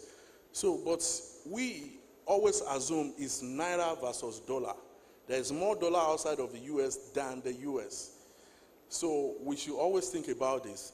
Then, how do we get dollars? We focus on the domestic markets. There's major money in regional market. For instance, this week, if you fly into Rabat, you pay about $3,000 economy from Nigeria. So you fly to Amsterdam first, then fly in through Amsterdam to Rabat. So in fact, they have $7,000 first class tickets. This is Africa. It's not US trip. 5 hours. So, and we park our planes here at night. We do night stops, whereby we're supposed to go regional. Go to Abidjan, regional. Go to South Africa, Joburg, before daybreak, regional. Go to Kinshasa, Libreville. Francophone routes. Then come back during the day, do your kabu-kabu, and at night you can pick 1 or 2 routes to get Forex. If you have to, there's no best way of doing things. We cannot blame government for everything. We don't print dollars. We cannot keep blaming government for Forex this, Forex that. Yes, government should create an enabling environment, but we also need to think outside of the box, see what others are doing. We mentioned US companies. They fly 24 hours. They go to Ponte Cana. You know, you see opportunity. Why are people going to Morocco? Almost every major cities in Morocco attracts tourists. Because Dubai constraints, people move to Morocco. And we have this huge population. So we are not following the trend. We just want to complain. We want government to always dish out money, subsidy, and all of that. So we need to start thinking outside of the box. Next slide, please. So DFIs are really good, but you have to, before we get to this level, you must be an established airline. You must have a very good track record. You probably need diplomatic relationships in order to really get major gain from them. They know everything. They have every data. There's nothing new you want to tell them. Even things that you don't know, they will really avail that to you.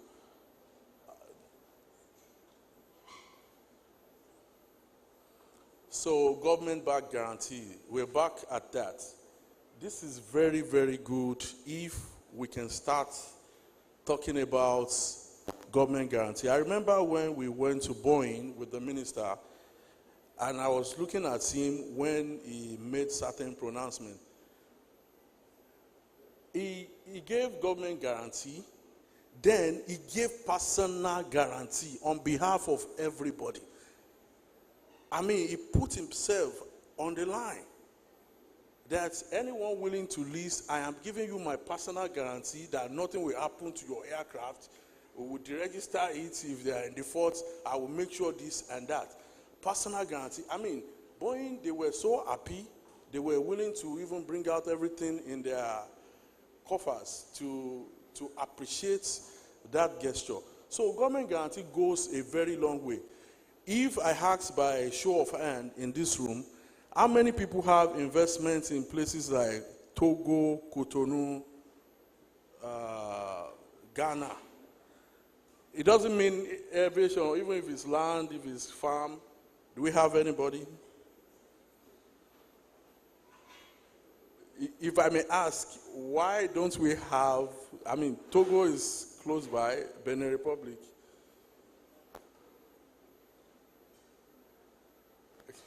My brother is laughing there. You know, the reason is because of the security of our investment. We think investors, they don't have sense. We are Nigerians. Nigerians are smart. We are good. There's opportunity here. So why do I want to leave US and come and invest in Nigeria as a US citizen? Why?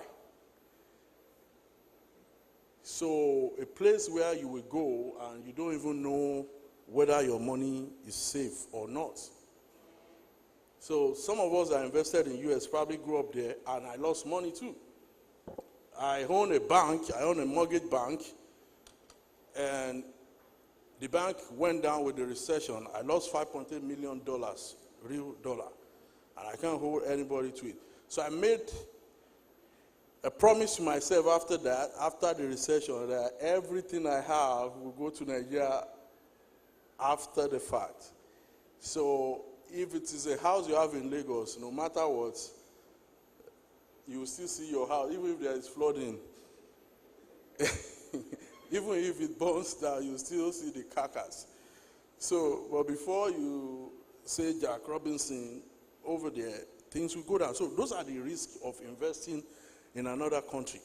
And then in business school, we're told that when you want to invest in a foreign land, you partner with the local, or you give license to the local to do it.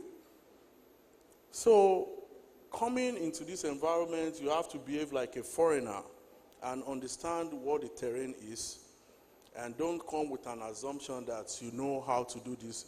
Majority of people in Nigeria have money. There is real money in Nigeria, but they are afraid to invest, to partner with people without proper guarantee in place. So there should be a structure whereby a trust, a blind trust, can invest as an entity whereby if I have $100 million in the trust can partner with someone else and they can make local business. So just like what the CBN said lately, that you're not going to be penalized if you bring forex deposits, and you can see the results. You can see how our foreign reserve blew up after that pronouncement.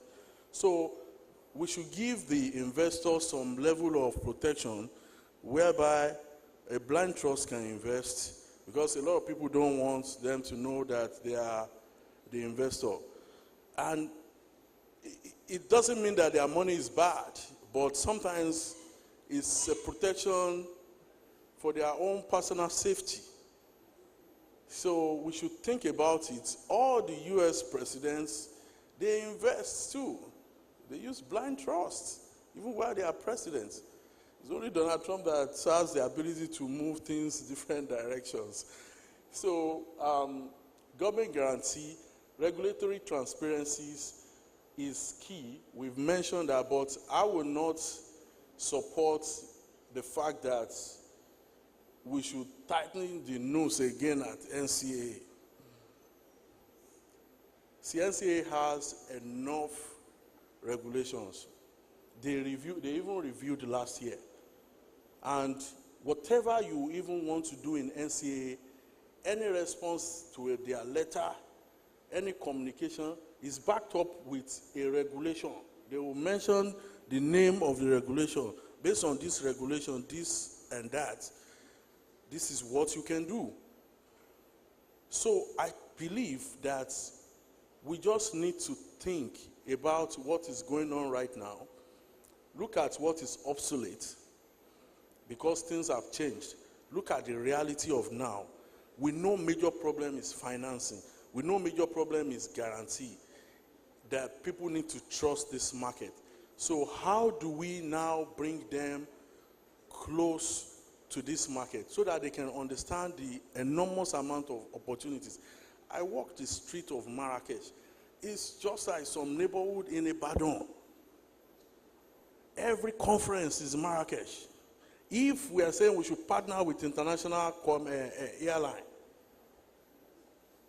to do code sharing, and since morning people are waiting at the airports to catch the next flight because we don't have aircraft, and we already partnered with our Sky World, Sky Alliance and all that. Nobody wants to do that.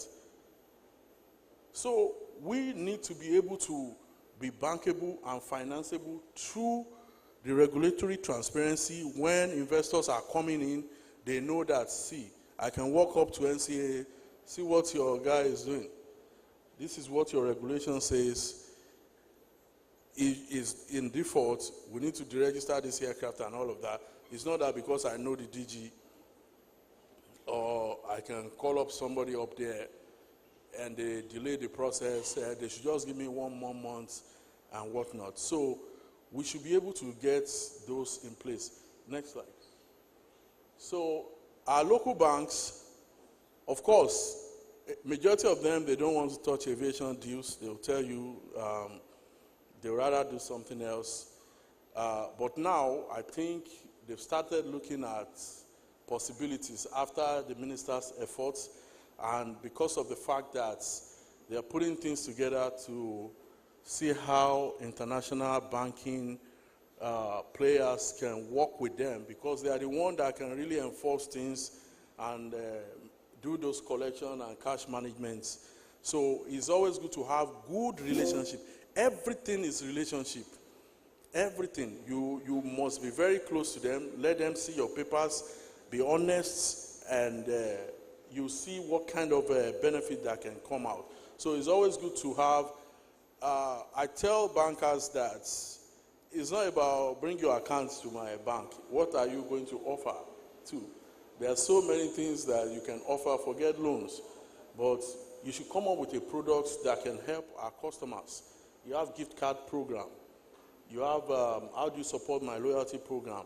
So all these things are things you can discuss at the banking level that can help our aviation business. Structured leasing model. So we have wet lease, we have dry lease, we have damp lease. In fact, some people are doing charter. at the moment. So it's very, very difficult to merge airlines like bank because of the way we all started. So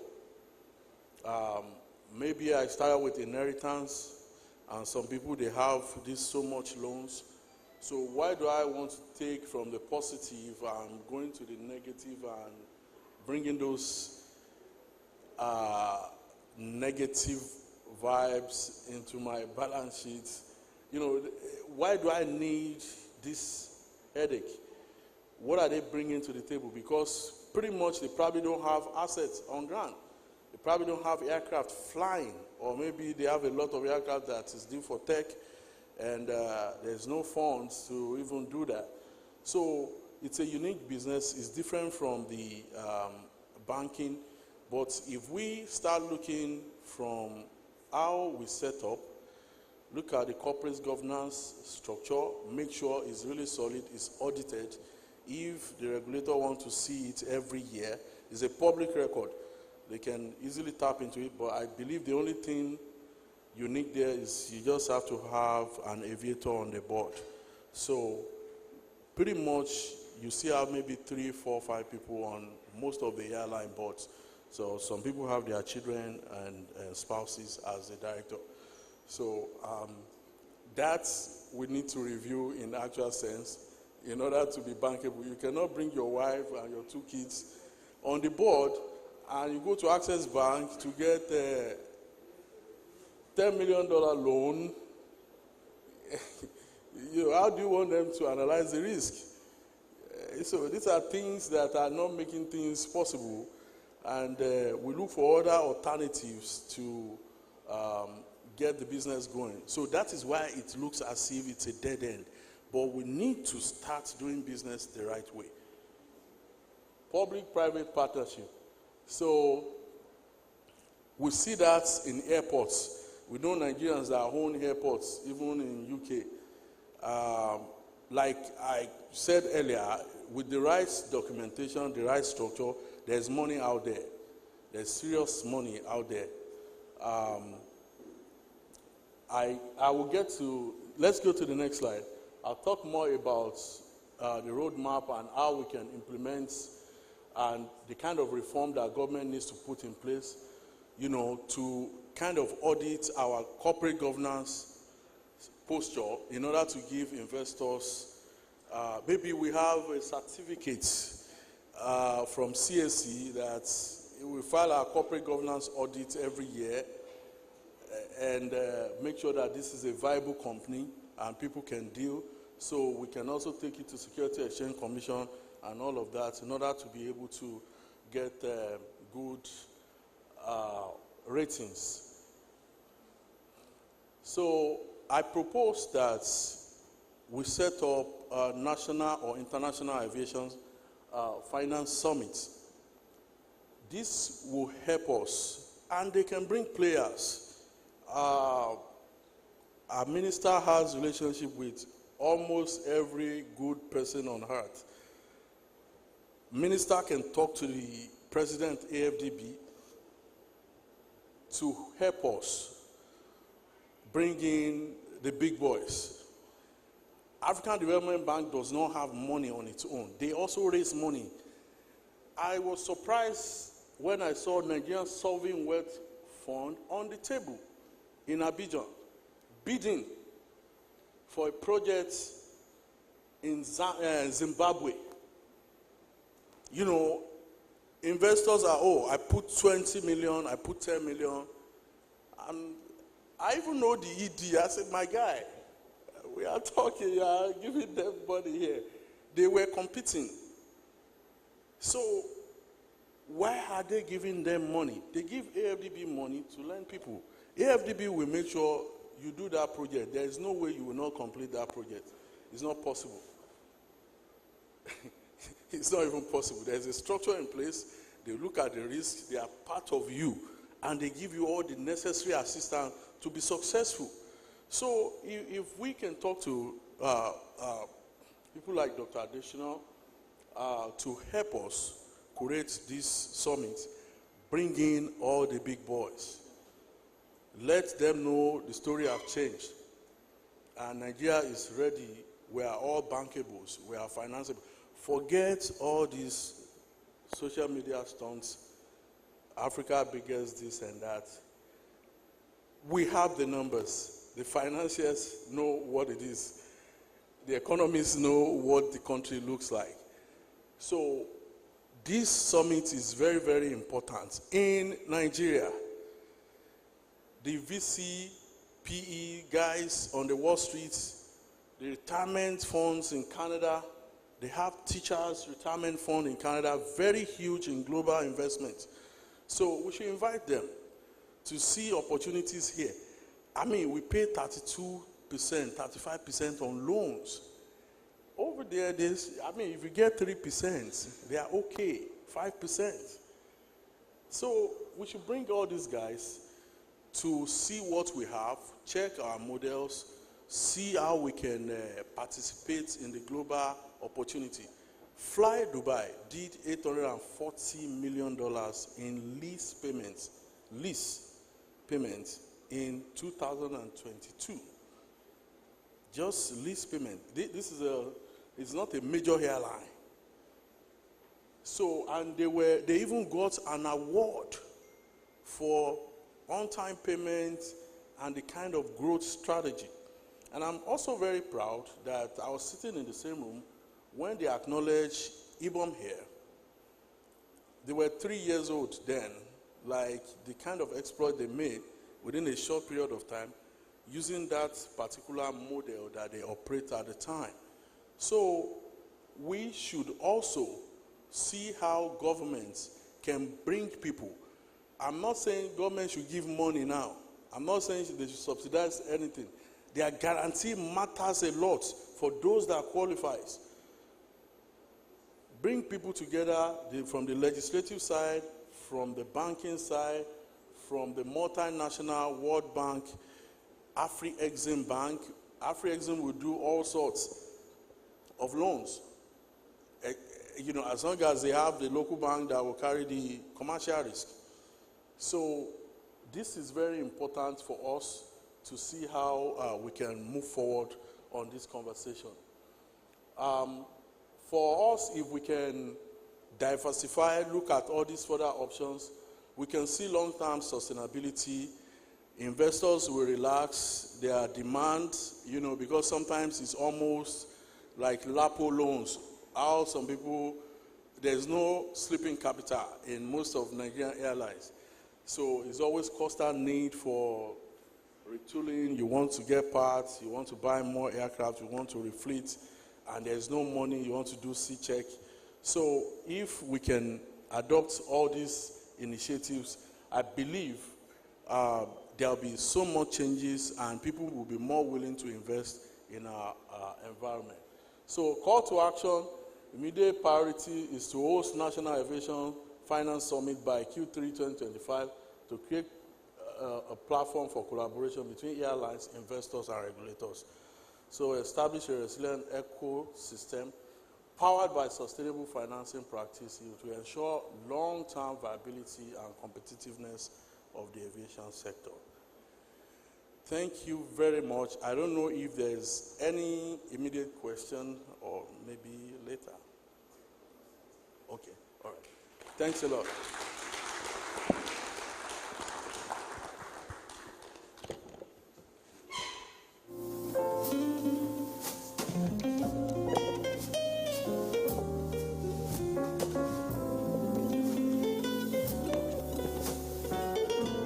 Again, let's applaud Dr. Oludare Akonde, OON. Severally, I tried to stop him, but I love it when people who are hands-on, particularly people who are involved, speak. And from his presentation, you can see that he's actually involved and he understands what he's talking about. Once again, thank you so very much, Dr. Oludare Akonde. Thank you for that wonderful presentation. Very distinguished personalities. Permit me to recognize some eminent persons who came to our midst a while ago. I'd like to recognize the presence of the Director General of NIMET, Professor Charles Anosike, represented by Engineer Hamid Abdul Karim, the Director Engineering and Technical Services, NIMET. You're welcome, sir. Engineer Abdul Karim, you're welcome. Thank you so very much, sir. And also permit me to also recognize the presence of some directors from NCAA. It is my pleasure to welcome Dr. Mrs. Bim Anastasia, who was the Director of Human Resource and Administration, NCAA. Dr. Bim Anastasia, you're welcome. Please let's put our hands together for her. And also welcoming the Director, Aerodrome and Airspace Standard, Engineer Balang Godwin. Engineer Balang Godwin, you're welcome, sir. Thank you so very much, sir. It's been a fantastic presentation by the keynote speakers. And again, they've looked at arrays of issues from the first speaker. We looked at global imperative of financing aviation assets under a weak capital structure and a regulatory dialogue by Paul Ludick, to Dr. Paul Alaje, who spoke on adopting global capital structure and adequacy model in enhancing Nigeria's civil aviation industry competitiveness, to the last speaker, Dr. Oludare Akonde, who spoke on diversification of financing structure for sustainable capital adequacy in civil aviation and air transport global best practices. You agree with me that this talk shop has provided useful insight in achieving the theme, which is enhancing global prominence and international competitiveness of Nigerian aviation sector. And again, this is driving to the 5 key points of the Minister of Aviation, Barrister Festus Keyamo, SAN. Again, we'll have a time now to go to a dialogue or technical session where we will do the analysis of all of this presentation. And we will try to contextualize the presentation to today's realities. How does it fit to the situation we have at hand in Nigeria? And some of these useful insights, how practicable are they? And of course, we have experts here, we have stakeholders here, and we have aviation professionals here. It is that time we begin to challenge and query some of the solutions and call to actions advocated by our speakers.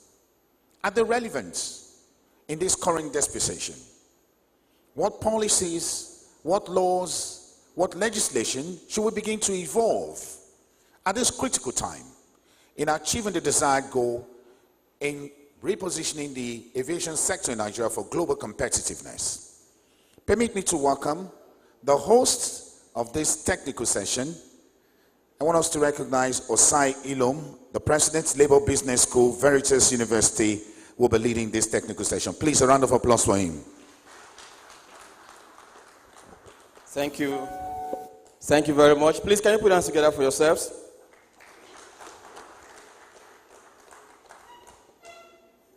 Without much ado, let me salute every one of you for the resilience and the commitment that you have demonstrated, in being part of this conversation till this time. Now, I want to recall what Dr. Akande just said about, how the banks in Nigeria find it very difficult to touch airline businesses.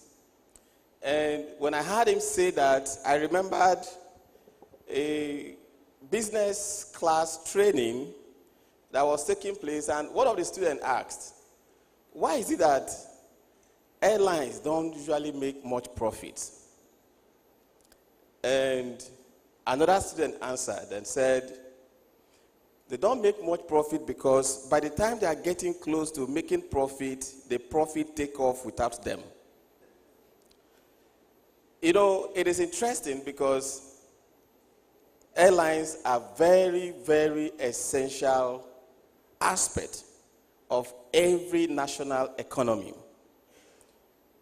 That has been established by the keynote speakers, erudite keynote speakers in the course of the presentation.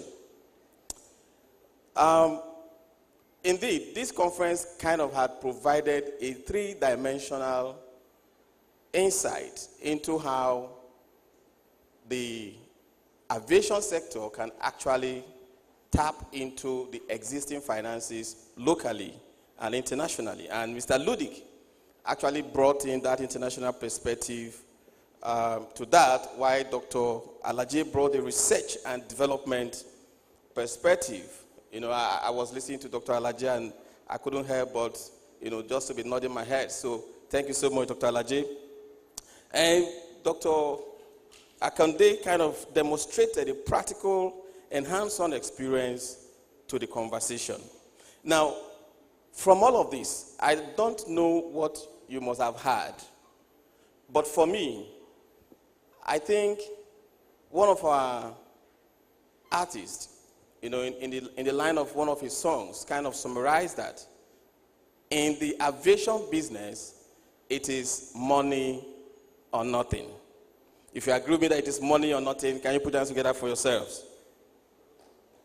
Please put your hands together for yourselves. Don't worry, we'll be going for lunch very soon. I want to quickly establish that this conference, in my mind, is kind of a theater, all right, for airlines surgery. It's a theater for airline surgery, because when we talk about capital adequacy for airlines, it speaks to every vital organs, permit me to use that word, about the airlines, to the vital organs of the airlines. And you and I that are gathered here in this special space that has been curated by the NCAA are standing as the surgeons, and that is the session we are coming into right now, as the surgeons to diagnose these airlines, the aviation industry, to really look at, you know, those salient issues that will help the airlines to begin to make the needed progress in Nigeria. And to guide us through this surgical journey, I will be inviting a set of panelists. And as they come to the podium, I will appreciate you applaud your hands in recognition of the wealth of experience and insight that they will bring into the table. And to begin that, I would like to start by inviting no other person than the Senator and Chief Benson Agadaga, who is representing the Chairman, Senate Committee on Aviation. Please, can we put hands together for him as he comes up? Following the Senator, we have Engineer Godwin Jiang Balang, who is the Director, Aerospace and Airpeace Standards and Chairman, Flight Standards Group, NCAA. Please put hands together for him as he comes forward. Thank you very much. You're welcome, Director. On top of that, we would like to also invite our erudite speakers. I believe you will want me to invite them because they have given us a lot of doses. They're going to doses of information as regards to the capital adequacy topic of discussion. And it becomes imperative that they will also be able to give some further perspective.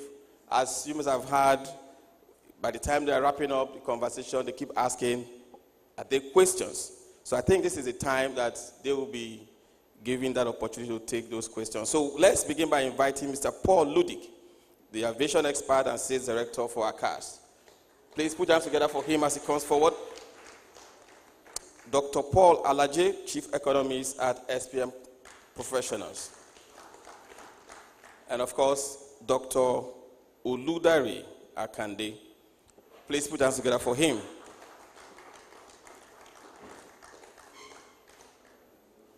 Are we fatigued? Don't worry, lunch will be served in few minutes. All right? So, here are our erudite panelists, and I would like to give them few minutes, thereabout, to give us an introduction to this technical session. Now, let me also inform us that this is an open conversation. It's going to be very, very interactive. And what it means is that while those presentations were going on, most of us might have penned down certain questions. So this is a time you have to ask those questions. And if you want to ask those questions, you can do well by indicating by a raise of hand, or you can send the paper across to me so that we can read out those questions when the time comes. But before we do that, I want to start by asking the panelists, because we are talking about capital adequacy, and I want them to respond firstly as a way of establishing the conversation, the issue, because Dr. Alaje in particular made specific recommendations as it touches on the role of NCAA, in terms of establishing the capital base, the corporate governance system for the airlines.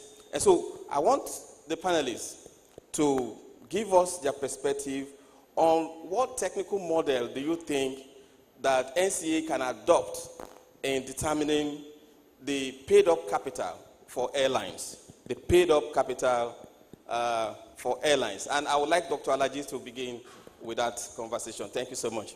Okay, thank you so very much. I will respond to that, and I would also want to add maybe 2 points from what the last presenter, the great doctor here, said. When we talk about paid-up capital, what we're referring to is that when capital is issued under the law, which is through corporate affairs, now the capital issued, people can go ahead and start their business. You can go to NCAA and show BG, which actually does not mean anything, or even print a statement of account and allow you pass. That's not what we are referring to. We're referring to the spend, that particular money. Where is it going to? We don't want someone who will come and just say, I have money here for 6 months sitting down. Are there invoices? Are there payments made? Are there agreements? What are the timelines? That's what we are referring to. So how will this money be spent? And when will you spend it? It's important for the health of the industry, of the sector generally. That's 1. 2, talking about the board, I recommended that there should be a rearrangement of the board structure. And I heard very loud and clear when the last speaker, doctor, mentioned that some persons have their wife or children on their board. And I asked a question, which airline or which organization within the sector have seen the 3rd generation? Maybe 1, maybe 2, maybe I don't know. Maybe a lot, maybe 10, I don't know. But I can tell you from research, I've not seen substantial. After 4th generation, they go into extinction. How do we make this business progressive beyond just the family business? If you want to run family business, it's understandable. We've seen that in Germany, where people run family business. But the culture, the environment support that culture. But the kind of environment that we have, it goes beyond family business. Such business should be, it should be such that a board of directors or the management team is not performing as at when due. NCAA we know. And that we can give credit to NCAA now, because they keep, most of the airlines have to be on their foot because of the presence of NCAA, and they know they can bring down the big stick on them. But beyond individual running these businesses, it's important for us to ensure that the board sits. It's not to just say board members, write them on paper. Are they sitting? Do they have recommendation? What are the recommendations? Lastly, comparison between banks and airline is very important. We are not talking of operations. We are talking of governance structure. Even other businesses, including religious houses, we recommend similar governance structure. How will one person wants to be chairman of an airline or someone in the aviation sector for the next 50 years? It's not done. You can rotate the chairmanship 5 years, 10 years, even according to established laws in Nigeria. But we need to integrate it such that we know we are running a going concern. I don't know if you are with me, sir. Yeah. A going concern. We don't have one person whose idea every other person will say yes sir to or yes ma to. No, it will not work. I don't think we will run a functional business when we're, I flew together with Mr. Paul.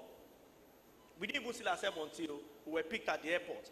And we're talking about experiences that is applicable. Airline business most of the time, and I've been involved 1, 2, 3, 4 times. It does not require people who want to give instruction most of the time. Sometimes you might be the owner, but you take instruction from experts because of the nature of the industry. So that those who own the businesses will not always feel it must go a certain way. Then we may be, dealing with a dangerous environment as it is. Thank you so much, sir. Thank you. Now, to the co-panelists, please, if you want to make an addition, don't hesitate to let us know. But I want to follow up with Dr. Laje on that when you talk about corporate governance. I want to give an instance. Boeing, sometime before the past, not too long past, chairman of Boeing left Boeing, he was the chairman and the CEO of Boeing. Now, when you talk about corporate governance, because in terms of what the airlines in Nigeria should be able to adopt, do you think that is a good model where you have a chairman also sitting as the CEO of the airline? Well, for the environment where Boeing is, there are external structures that regulate business. For the environment where we are, it's tough. People take decisions at will. If not for NCAA, do you know how many planes would have dropped? If not for NCAA. Before NCAA, I said, let's compare. Before NCAA and post-NCAA establishment, how many airlines drop and how many are functional? But we can only enhance regulation if governance, corporate governance, and I'm not speaking just because it's aviation. Yeah. I'm talking generally on global standard, on standard for business. If you have a situation where there are rules, CEO, maybe you're in the management team or by managing director, you're in management team, but when you go to board, come as the MD, have one vote. Let the board members, not your children, whatever you say, they will just say, yes, sir, we have heard. Or your wife, you complete the meeting in the bedroom.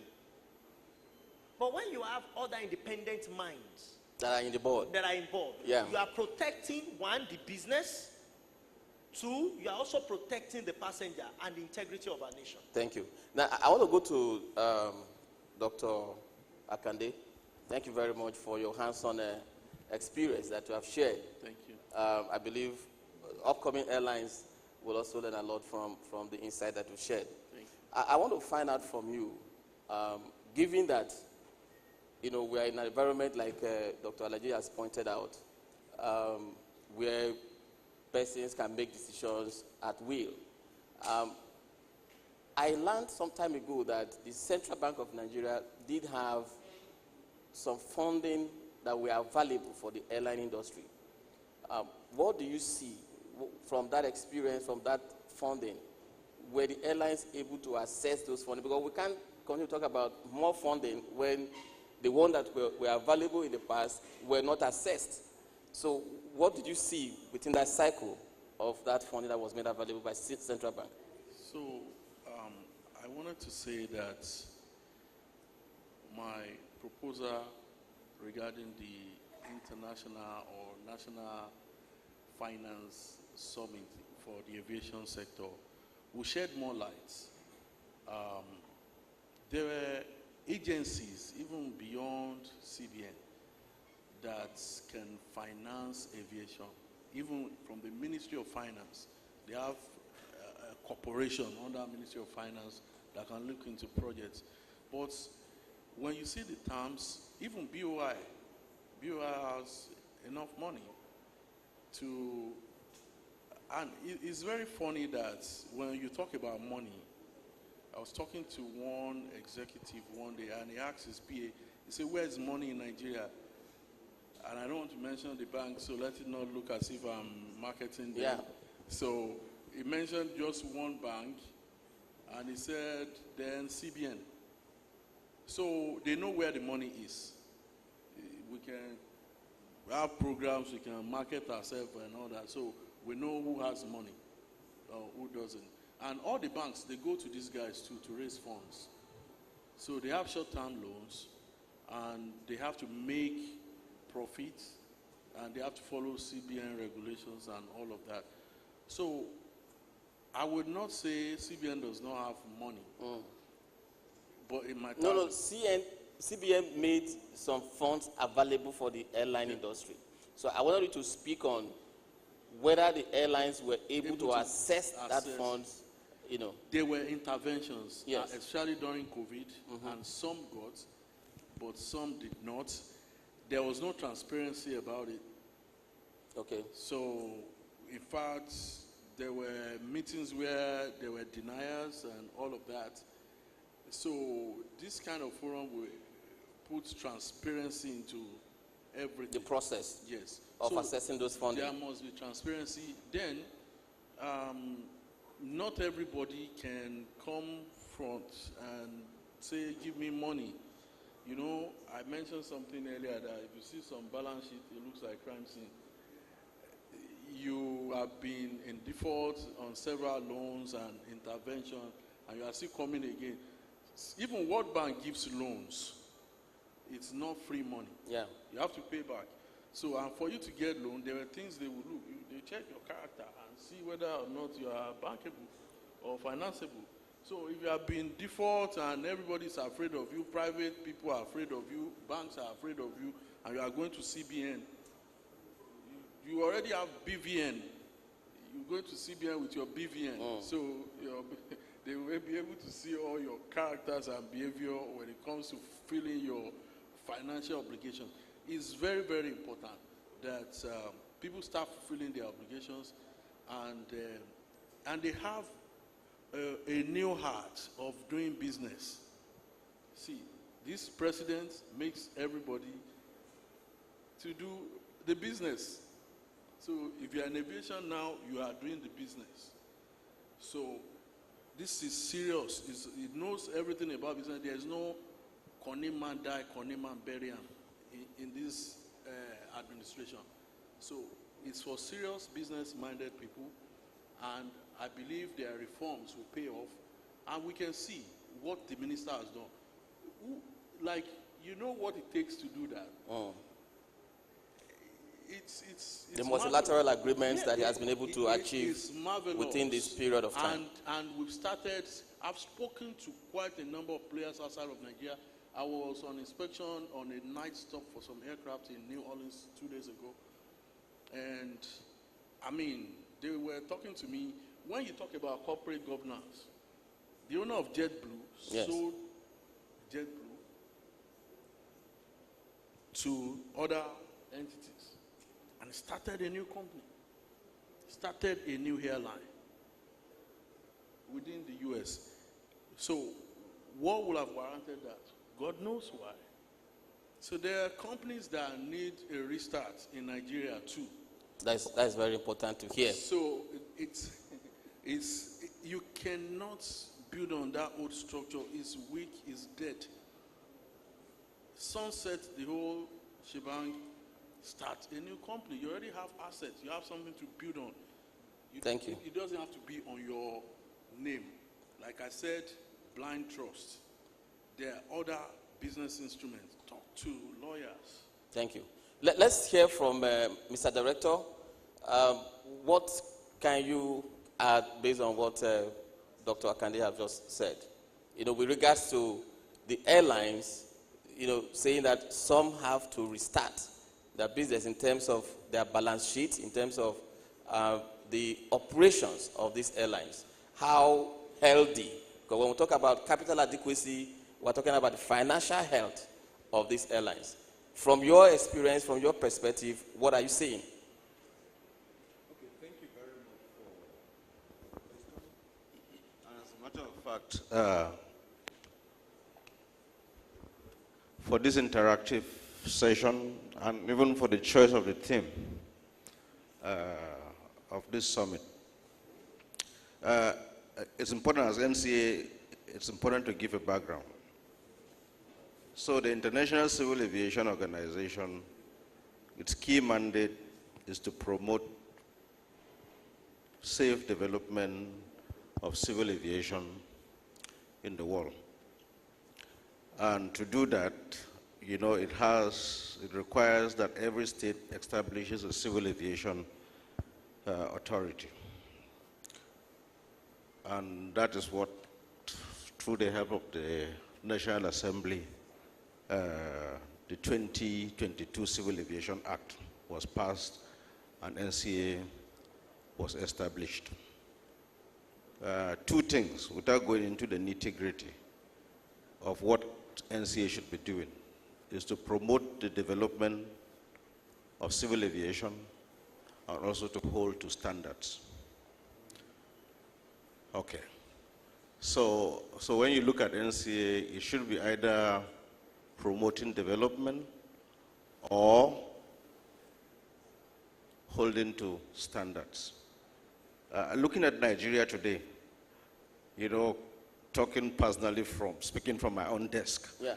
you know, the issue of holding to standards now, not to neglect the standards, I'm a bit putting it as secondary, and participating more in the development of the industry. You know, because when you want to hold to standards, it's like you've reached a certain cruising level and you want to lock it there.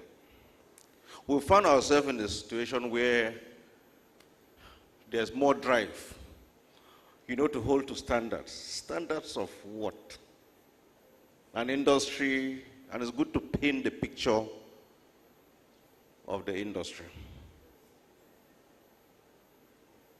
What is the level of current infrastructure? The stadium where civil aviation leagues are played, the international airports, the domestic airports, and the airspace.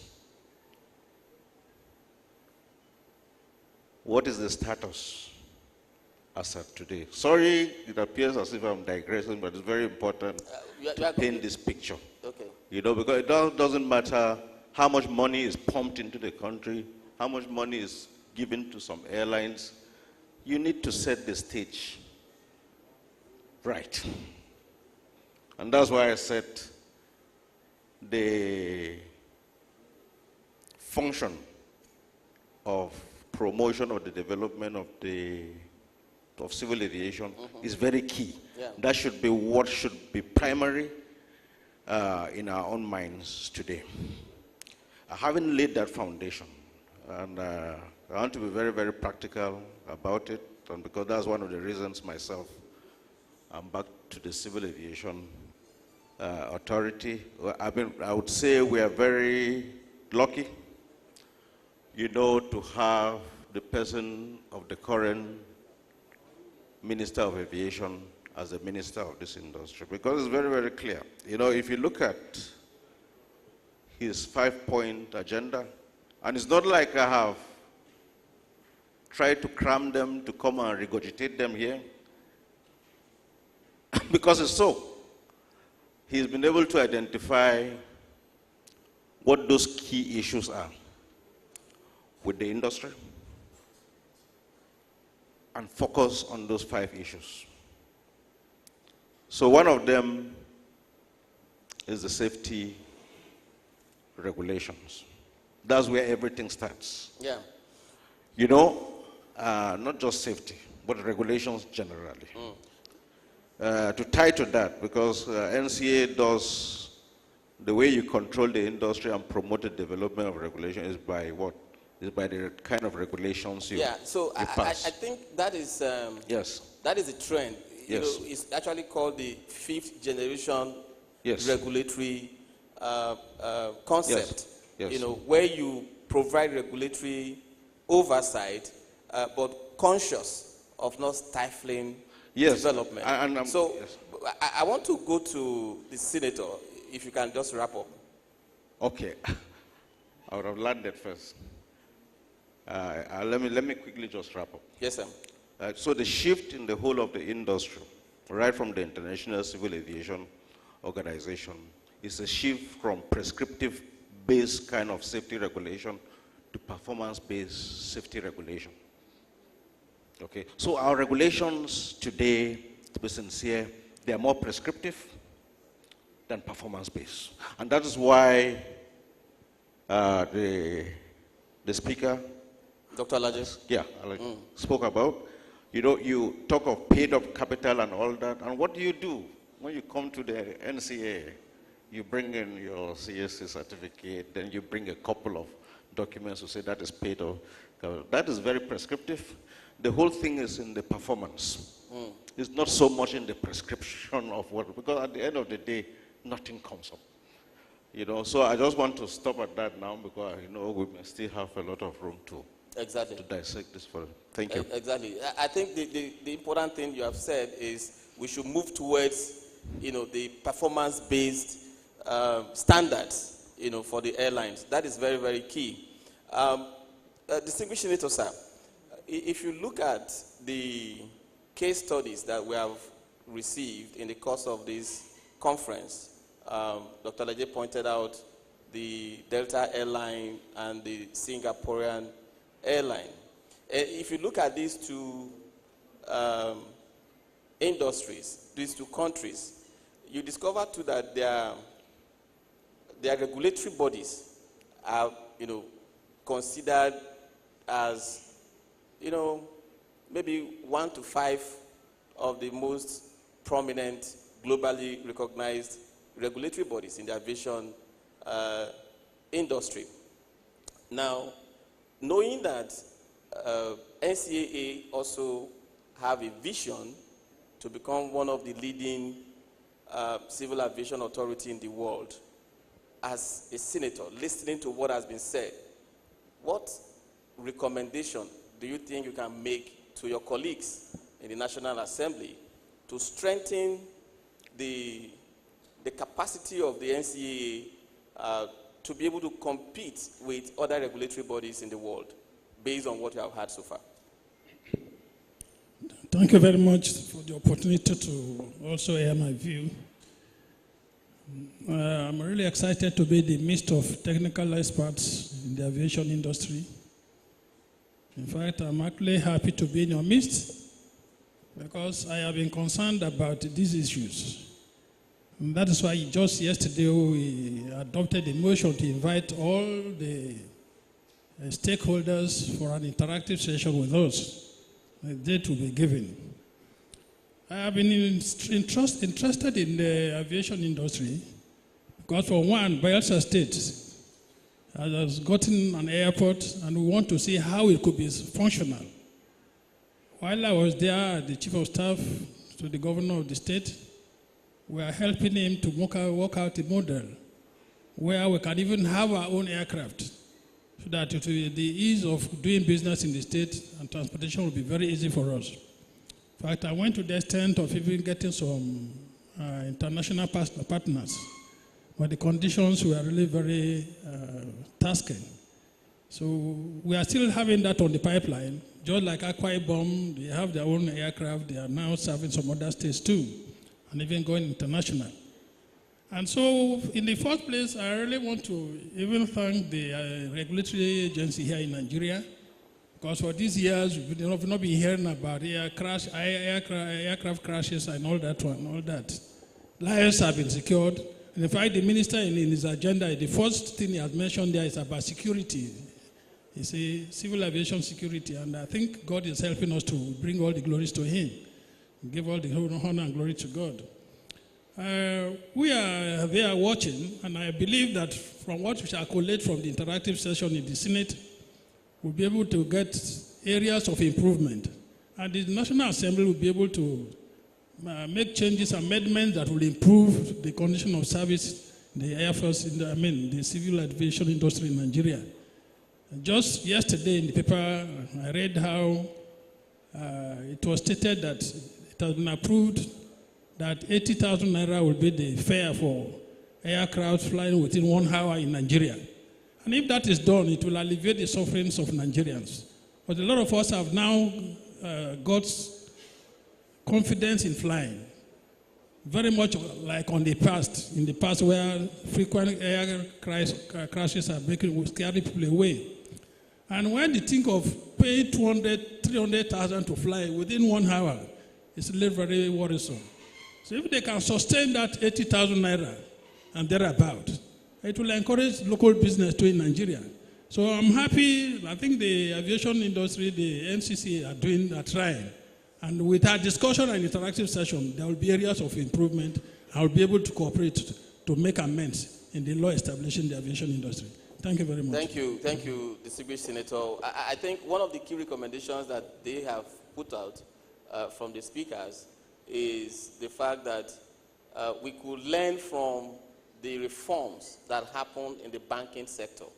And one of them stood out for me, which is we could adopt the practice whereby NCA can be empowered, to be able to change the chief executives of an airline, for instance, the MD, CEO of an airline, or the chairman of the board of an airline, for instance. I will be looking forward to see how you can work with NCA going forward in this respect. But I want to go to, I see you are ready, Mr. Ludik. I wanted to speak to you on the insurance component, looking at the Nigerian aviation landscape and the financing landscape, the insurance landscape. Do you think there is something that can be done, or rather first, do you think the airlines are actually utilizing the available insurance provisions, or what are your recommendations? It's a great question, sir, and if I may, I'm not an insurance expert, but I'll rather let us as a team put that in perspective. But from a financing point of view, and speaking frankly, as fellow Africans, from my experience, the insurance from a financier, a lender's perspective, is a bit concerning because of what's referred to as reinsurance. Reinsurance requires the lender to have security outside of the state or where the aeroplane is going to be registered and operated. So on those grounds, I do believe, especially from what I understand from the National Insurance Committee or NACOM, there's definitely involvement and evolution potential there. I'll give you one first-hand experience where an approx $8 million asset can be insured, whole loss, inclusive of 250 million third-party liability insurance, can be insured for roughly 25 to 30,000 per annum. Where there were instances over the years past, it's reduced subsequently, where local insurance is not close to that. It's more expensive. Now, that could be a competitive nature, but the reinsurance issue is the biggest issue at hand. That's got to be addressed. So I'm going to leave that there, and I'll share with the fellow panelists to share. But I just want to get back to your previous question that Dr. Paul here raised, the other doctor raised, and the August here raised as well. Now, the issue about how do we get the NCAA involved in some form of regulatory aspect when it comes to the financial management of the business. Now, Dr. Paul and I spoke about it on the way here this morning. Now, he may have realized I didn't show much response to him on it because it raised a question to me, but I thought there's something there, but we've got to explore it. And as the distinguished gentleman here raised this earlier, we as aviators rely on a unified, universal point of reference, and that's ICAO, the International Civil Aviation Organization. Now, they put forward recommendations. A lot of people around the world, and we sometimes do as well, we make the mistake to think that ICAO is a regulating body. They're not. They're a recommendation body. However, it's up to the individual ICAO member states to adopt those recommendations. Now, unless someone, and I'm being a passionate aviator, I'm humbled to admit I learn every day. I cannot recall where in ICAO's recommendations there's definitive explanations and recommendations regarding financial management that could be passed towards a regulator. Okay, so let's say it isn't there. What I liked about Dr. Paul's approach is, yes, is there potential for an evolutionary aspect that could be birthed from Nigeria, where from an operational point of view, a regulation could be tabled for adoption because we're a sovereign state. So we have the right to look at our own laws. But what I gathered is, yes, is it fair on industry, the paying public, various other stakeholders to have a CEO on an airline that has been sitting there for 20 years? I don't think that's fair, because where's succession? Succession is not coming to the fore. Is there a potential for safety aspects to be able to be regulated? No doubt. That's what the CIA is there for. When it comes down to financial aspects, and I appreciate us talking about it quickly, is at the end of the day, the shareholders are actually the proverbial regulator of the board. If the board's not performing, it's up to the shareholders to call a special shareholder meeting and say, dear board, we need to vote for a vote of no confidence. And that can be evolving. Yeah. And I just wanted to say on that, sir, is that the shareholders, and if it comes to financial lenders, they have got per annum responsibilities to look at the viability of that, where they actually, they're a shareholder of that company because they're lending money to it. So they've got to look at the continuous state of the finances, hence the annual financial statements. So I think what's great about it is, yes, is there potential for the NCA to look at operational and safety related review of re-energizing boards and management structures? And that can be looked at. Financials, I believe, can sit strictly with the shareholders, the lenders in that case, who form part of that business. Thank you, that's me. Thank you, thank you. No, just hold the mic. I'm going to follow up with that question before I come to Dr. Leje. But let me quickly announce to the audience that you are part of this conversation. So if you have a question, please just pass it through one of the ushers to me so that we can, put those questions across to them. Now, my point, sir, is that looking at all that has been said, there has been pockets of recommendations that has been made. But what key recommendation can you make for the government of Nigeria, for instance, to put in place to be able to attract more foreign direct investment into the aviation space in Nigeria? You go first, and we'll come to Dr. Leje with the same question. Yes. Sir, I think first is political will is not just a phrase. It's something that I'm pleased to see, and I'm not saying it because I'm sitting here. I'm saying it because I've seen it, I've heard it, I've observed it. Having lived and worked in Nigeria years past, I can tell you the evolutionary steps that I'm seeing today is exciting. But specific to your question, there were various comments made.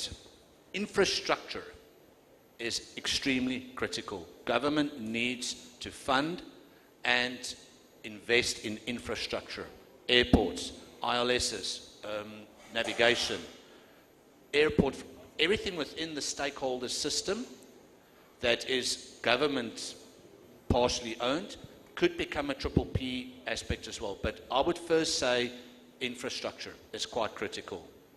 Thereafter, if the infrastructure is there, we can be doing more approaches, more lower level CAT ILS approaches into more challenging weather environments that is mitigating the risk of safety issues. So I would say from the political will and investing in infrastructure, quite critical. So. Thank you. Thank you. Now, Dr. Olaje, I wanted to respond to that same question, but kindly expound the scope to accommodate, the fact that currently we are running, you know this better than I do, we are running sort of deficit budget, as it were. In simple terms, the government doesn't have money. So how can NCAA leverage public-private partnership to finance these infrastructures? Okay, I'll continue from where Mr. Paul made his summation, which is infrastructure. It cannot be overemphasized. There are investors, in fact, around the world who are willing to partner. I remember last year, December, I mentioned a group that I met in Germany who were willing to invest $5 billion in the Nigerian economy. But for some political reasons, they could not make that investment because of things that may not be too good to talk about in the public space. So there are a number of them who are willing to invest in Nigeria economy. But you see, invest is different from construct projects. Invest means investment in economies may suggest that there is return on investment. So if we say, bring your money to do X, Y, Z, Nigerian authority must also be clear as to how will this person make their money back. Because if it's an investment, then they can make their money back. So truly, there are investors, and I'm talking about groups, that can come in form of equity, it can come in form of PPP, they can also come rather than making it direct investment in form of loan into the economy, make such money, then it comes. Another thing is, when it comes to operators of business, minority interest protection. The law in Nigeria is that the owners of these business, key businesses, Nigeria must have majority shareholder. True or false? If that is true, and Nigerians don't have the hard currency, he is a US citizen, I believe, from his presentation. Now he's coming, maybe as a citizen, I believe he's my brother from, from here. But there are a lot of people around the world who are willing to invest in this sector. But because of the law saying persons that invest Nigerians must have majority share. The world, you see, this is what is ubiquitous in different parts of the world, but it's now changing. Again, this is what we must do to talk to our legislature to see how they can adjust these laws.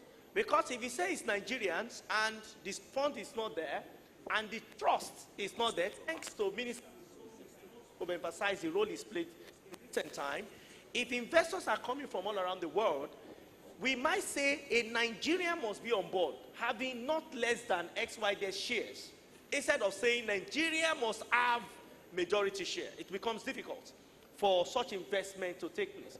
There are non-Nigerians that have funds and are investing in other environments. I think we need to really consider that. I will anchor on management structure. Again, how do people invest?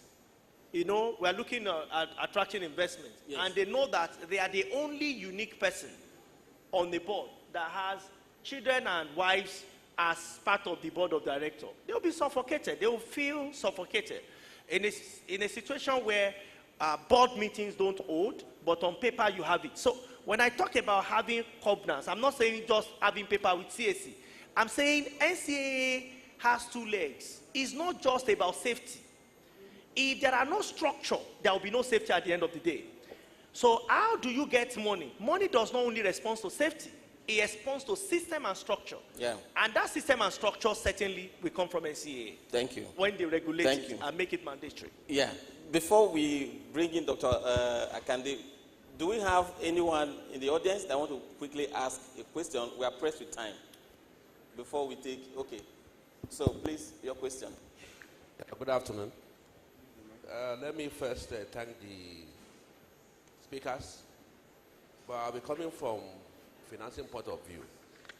While I quite agree with the panelists on the fact that there's a need for corporate governance, but I also think we should go a little bit beyond that. One is that I've seen over my career in aviation finance that you can have good corporate governance, but the technical characteristics and understanding of the market of those people on the board can actually ruin an investment in aviation. So we should take it a little bit beyond that. Instead, you want to set the criteria of those that are supposed to be on the board. For instance, you have people who are on the board, and what is business? To make profit. But an aviation expert knows that profit comes after the gestation period. So that is the characteristics I want to differ. Now, secondly, you see, I want to say everybody also that Sound.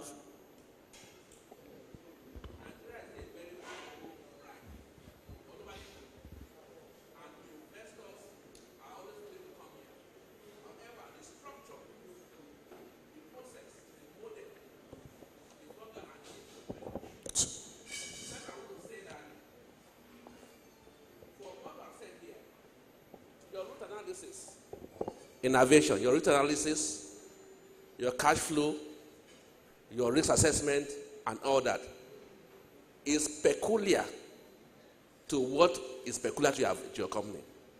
What might apply to me flying Sokoto Jos is not what will apply to me flying Lagos Abuja.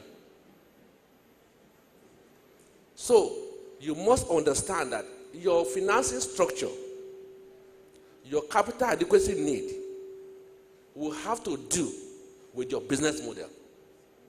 The business model that works for company A will not work for company B. And that is why I like what Ludwig said, that your route analysis is critical. We have people that are doing charter today and on the lease. We have people that are doing ACMI, and they are both generating both revenue in naira and in dollar. Okay? So the model must be specified. And I want to ask, if for commercial debt financing, you cannot do maybe between 30-31%, and we have intervention funds that do between 8 and 9% today. When Nigerian government wanted to grow agric, they brought in NISA to guarantee that if commercial banks go into this business and as a failure, we have a comfort. Okay? Aviation, maritime, agric, these are peculiar segments of the economy that have their own peculiarity. So can we not have the intervention or insurance company come to say, okay, commercial banks, if you go into aviation, we also can guarantee 50% of your risk. Okay? And that will be more interesting to us to say, okay, even though the landscape is changing now, but I think we need to come up with those specifics locally that are tailor-made to our local environment that will help us to grow business in the financial sector. Thank you. Thank you. Thank you so much. Thank you. Sam, please. Thank you very much. I think you speak to this. Let's okay, another question. Yep. Okay. Thank you very much. It's going to be more of a contribution and double as questions moving Nigerian forward. Yeah, I've heard so much from people who have spoken here and there, with the exception of few. You see, we really need to first accept one fact, and the fact is that aviation business is a technical area. It is not a business where we use just ordinary logic or an assumptions. If we still rule on these bases, we're not going to be where we need to be. And there's a need for us to focus on some areas. Data is very, very important, and technical expertise is very, very important. Yes, anybody can have money and say they want to come into business. Yeah, fine. But what guides those procedures? Where are the process? This process must be allowed to be written by experts who knows what we call aviation business. It's not just enough because I've worked with Bellevue, I've worked with one airline before, and I jump to say I'm an expert. I could be on there too. I could just be a ticketing officer, and somebody will come and employ me to say, yes, an expert in aviation. No, it goes beyond. Now, let's look at this. There's a need for civil aviation to be on top, and as a lawmaker, we really need to do more by giving more power to NCA to actually do that regulatory functions. They must have more power to actually slam, to do more on this so that we can have effective operations. Take, for instance, there must be more we need to do in the area of transparency on financial and technical audit of all operators. There's no need for us not to know, as a Nigerian flying Nigeria, I'm a stakeholder as I fly. So if I don't know the financial audit and the operation and the technical audit of the airline I'm flying, I mean, it's a risk on me. If this happens, you see that most of these airlines will actually sit right because we know where the fundings are coming from. We know where they're lacking in the area of technicalities, and that is one. There's a need for us to review the route. There's a need for technical audits of our BASA engagement. Because it's not just about local operation. Where do you see people flying and doing local operations? Look at all these budget airlines in Europe. Right here, they do cheap operations to most of European countries. Yes, where BA will say, come and pay £200, they tell you come and pay £50. But yeah, with conditions, you don't have a bag. Yes, and they do a lot in the area of seat rearrangement. Yes, you could fly $5,000 from UK to America, and on the same plane with BA, you could do $2,000. The seat arrangement configuration, we need to do more on this. Yes, Engineer Balang has actually said something. There's a need for us to shift our focus. Performance-based regulation. Performance-based regulation. Where are we? Have we written the process? Will we write this process? And we really need to do this. If we don't do this, we are just joking, and we are not really ready for the business. We really need to rewrite our business template. Not everybody will come on board, like I really mentioned. So data is very important. And when you're talking about people coming on board, if I'm a business person, I can bring anybody on board. Yeah, if they're expert, yeah, fine. But like you rightly said, there's a need for stakeholders to actually do meetings where they will say, look, yeah, you're bored, but we can step you down if you're not doing very well because my money is there. You understand? So all these things really need to be done. Our mission statement must be very clear. If we don't get all these things right, forget about all this. All this conference, you're not going to give us anything until we do the right thing. Thank you very much. Thank you very much. Please can we put hands together for everyone, everyone. My panelists, we are pressed with time, but I would like you to respond to the two questions that have been asked. Adding this very question as well that was asked from the audience, saying, thank you.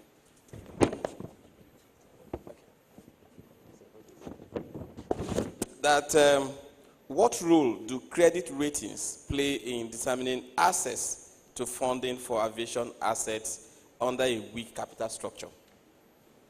Well, for credit rating organization, I think it's a new legislation that just established that in Nigeria. And we have to be practical, right? Let's see, and let me paint this picture. See, in the US, if you have money, you put money in the bank, they can only secure 100,000. I know that during the session. So anything over 100,000, whatever happens is a hair. So, and this is real money. Your lifetimes, your retirement account, your 401k, your pension fund, it can disappear like evil spirit. So people want security for their money. Then what's the basis? Why?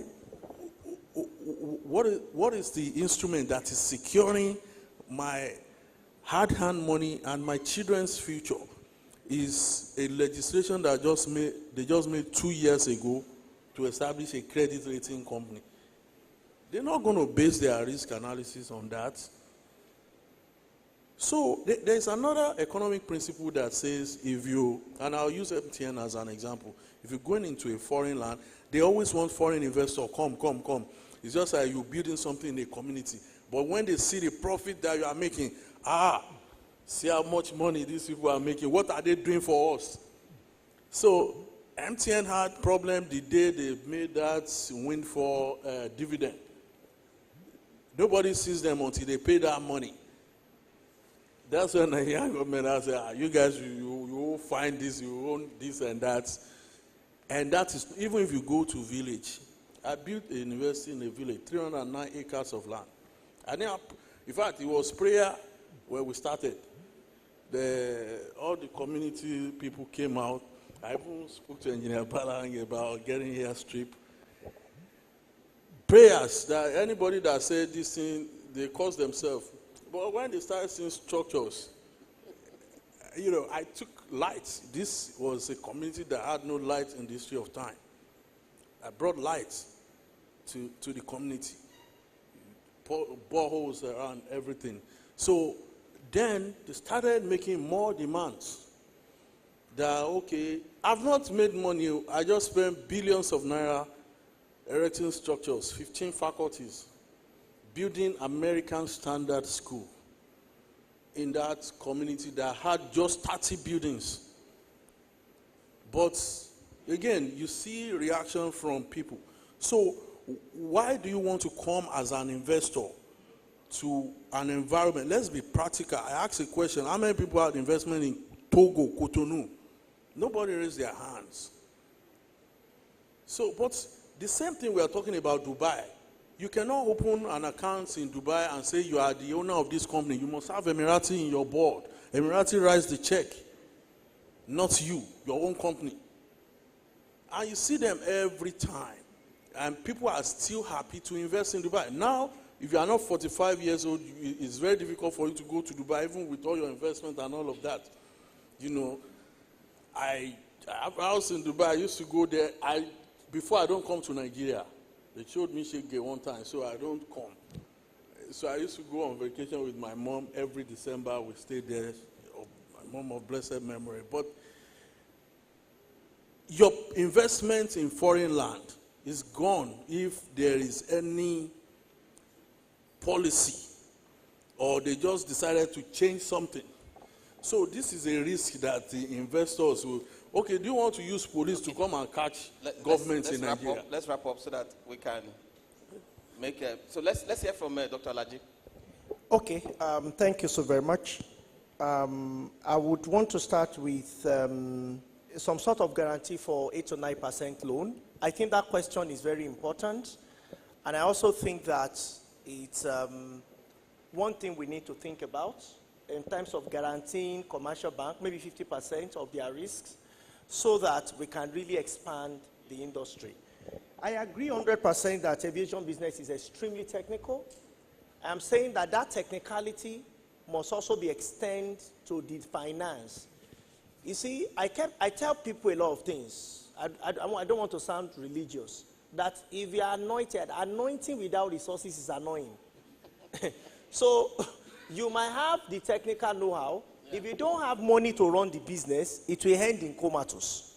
You might have all the money. If you don't have the technicality, it will also end in dead end. Both are equally important for us to transform the space. So for me, I want to see an aviation sector, maybe in the next 3 years. And I know the minister we have now, it's a man that is quite reasonable. Looks at the issue. Thankfully, he's not an aviator himself.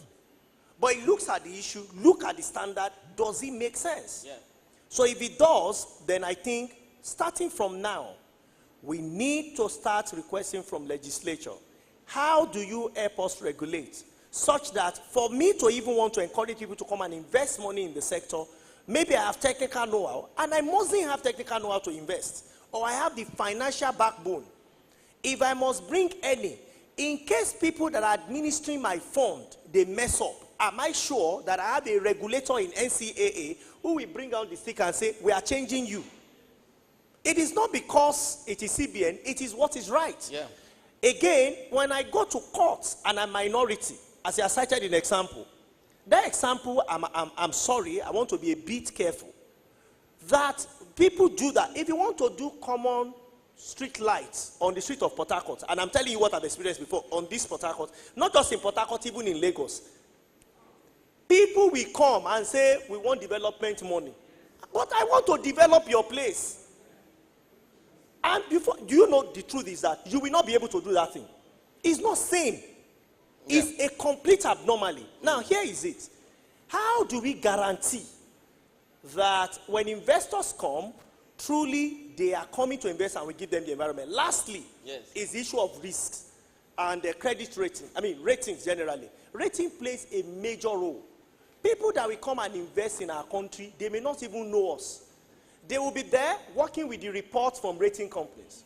If you take it for granted, we have taken for granted major investment. I will give us instance very quickly. Last administration, when they came to office, we had JP Morgan rating. And JP Morgan was going to review their ratings. And that Nigeria should take some decisions. We felt it's not important. That don't worry, JP Morgan, Nigeria is a robust economy. This year, what happened? Naira got devalued badly. Economy lost about $50 billion. Why? Because we took for granted ratings. So there are rating agencies in aviation. It's important for regulators, especially SCA among other regulators, to look at how will our airline and other businesses meet up with standard so that we can remain top-notch. Thank you. Thank you very much. Please, can we put hands together for our panelists? From Dr. Akande, thank you so much, Sam. Dr. Alaje, thank you so much. Mr. Ludik, Engineer Jiang, and distinguished Senator, we are so grateful. Thank you so much. Please, can you put hands together for them as they go back to their seats?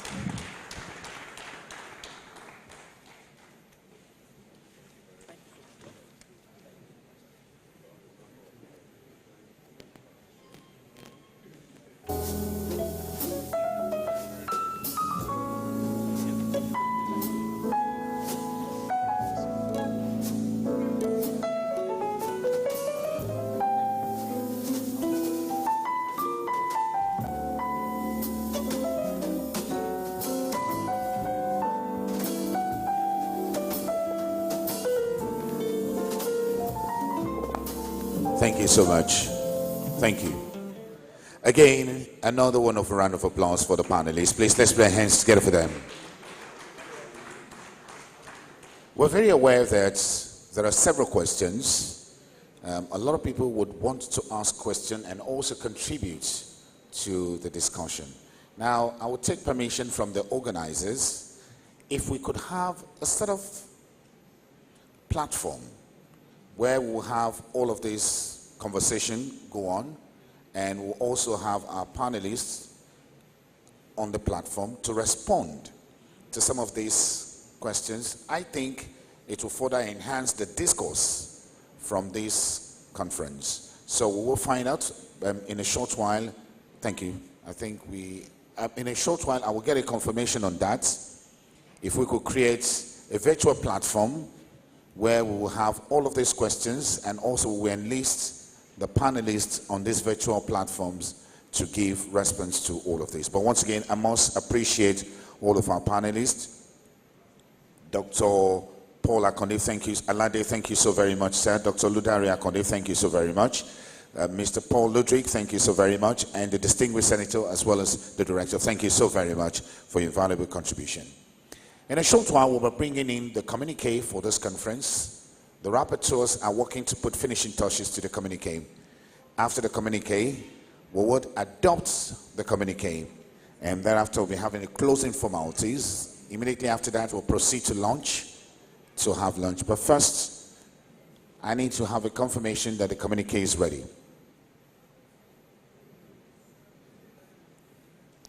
The communique drafting team are putting finishing touches to it. Now, we would like for the communique to be projected on the screen.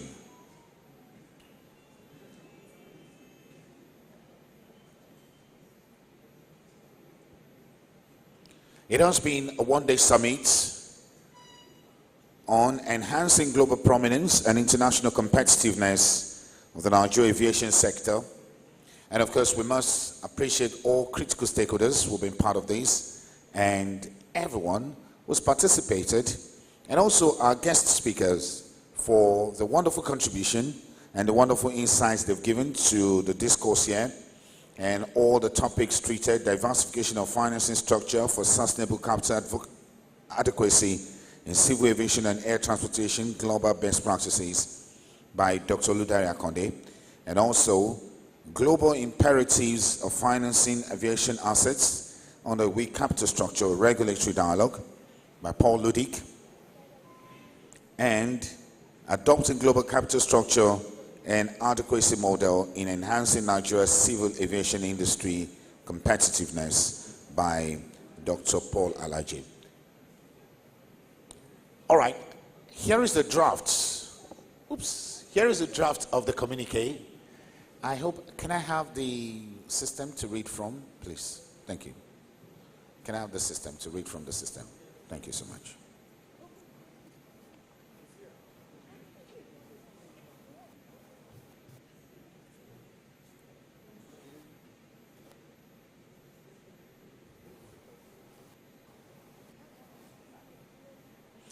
All right.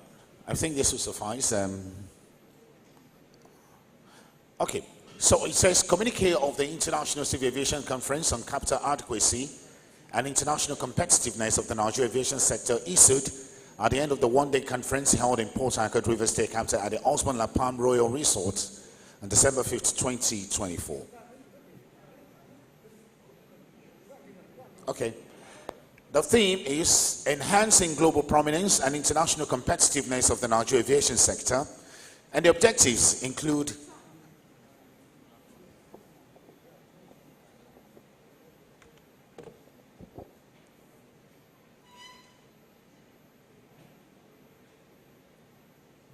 sorry, can I get the mouse to scroll down on this? All right. Okay. So the objective include ensuring strict compliance with safety regulations and continuous upward movement of Nigeria's rating by ICAO, supporting growth and sustenance of local airline businesses whilst hosting them to the highest international standards in the aviation industry.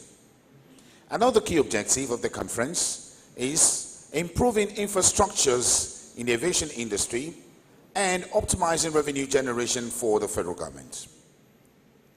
The conference brought together critical stakeholders in the aviation sector such as airline operators, aviation security providers, aviation service providers, captains of industries, investors, professionals in the field, in the industry, and financial sector experts. The tone of the conference was set in the opening remarks of the chief host, Pastor Festus Keyamo, SCN, the Minister of Aviation and Aerospace Development, represented by the Permanent Secretary, Captain Chris Ona Jomo. I think that's the DG.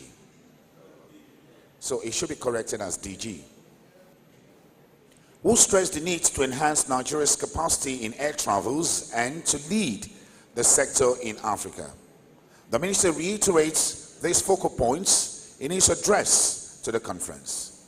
The National Assembly, represented by the Chairman Senate Committee on Aviation, Senator Abdullahi Abdul Fattah, and the Chairman House of Representative Committee on Aviation, Right Honorable Idris Garba, respectively, admitted that there are concerns in the sector and offer legislative support in tackling them. They supported the call for more powers to the NCAA to regulate the industry, especially in terms of financial transparency of airlines, saying being an ex-worker in the airline is not enough to be termed as an expert. Well, I think this is out of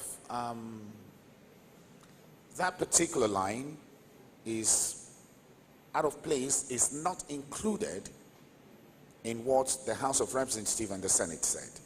So that was bulk of what the technical session said, please. Now looking at the presentations, insights were given on foreign perspective for finances, research perspective, and practical perspective as an investor in the aviation sector. Observations. The conference is critical and in line with President Bola Tinubu's desire to achieve an efficient aviation sector.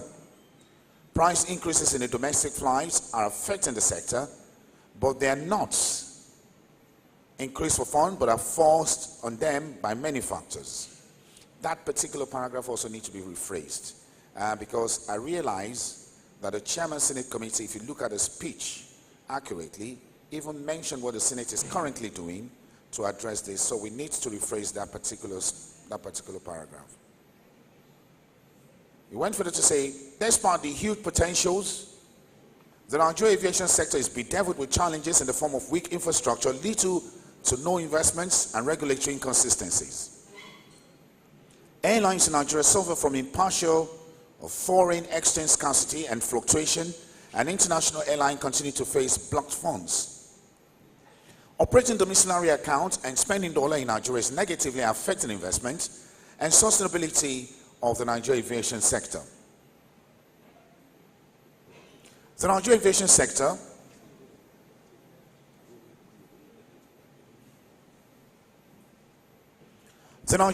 sector is hampered by inadequate maintenance, repairs, and overall MRO facility and a lack of dedicated financing platforms for aviation projects.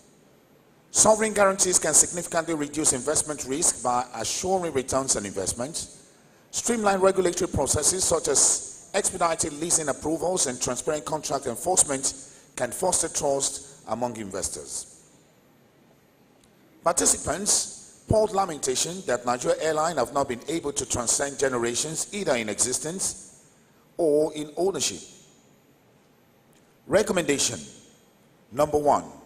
A call was made for diverse financial strategy that is essential for the sustainability of Nigeria's aviation sector. Incorporating equity, debt, and hybrid financing can mitigate risk and enhance access to capital investments for the aviation sector. Number 2. NCAA should be empowered by law to enforce stricter regulations such as power to change chairman of board of airlines and towards enhanced corporate governance of airlines. And number 3, NCAA needs to be more independent and must ensure that airline operators guarantee their funds. Number 4, airlines should be made to reduce the influence of one-man ownership but should push towards more ownership to reduce risk. Number 5, more states should be encouraged to own suitable, sustainable airlines fully or partially.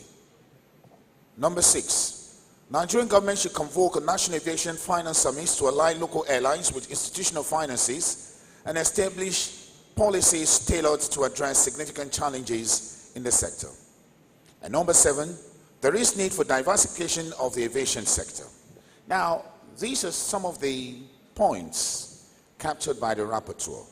But we'd like to find out from stakeholders here, is there anything you want to rephrased, removed from the communique, or included in the communique? So we'll just pass around the microphone if you have such ideas that you want to be included in the communique. Can we have the microphones, please? So please, if you think there's any paragraph, now this is what I want you to do. Media, could you just scroll these points again from beginning to the end, just a little bit pacing, just put a little bit of motion in it, just a little bit, to allow for self-scrolling. Ideas you would like to be included in the communique. Would you want any of the paragraph rephrased or corrected?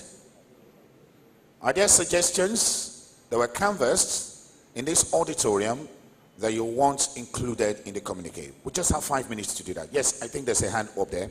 Please, can we give them a microphone, please? Thank you. The rapporteur should kindly take note of this. Thank you.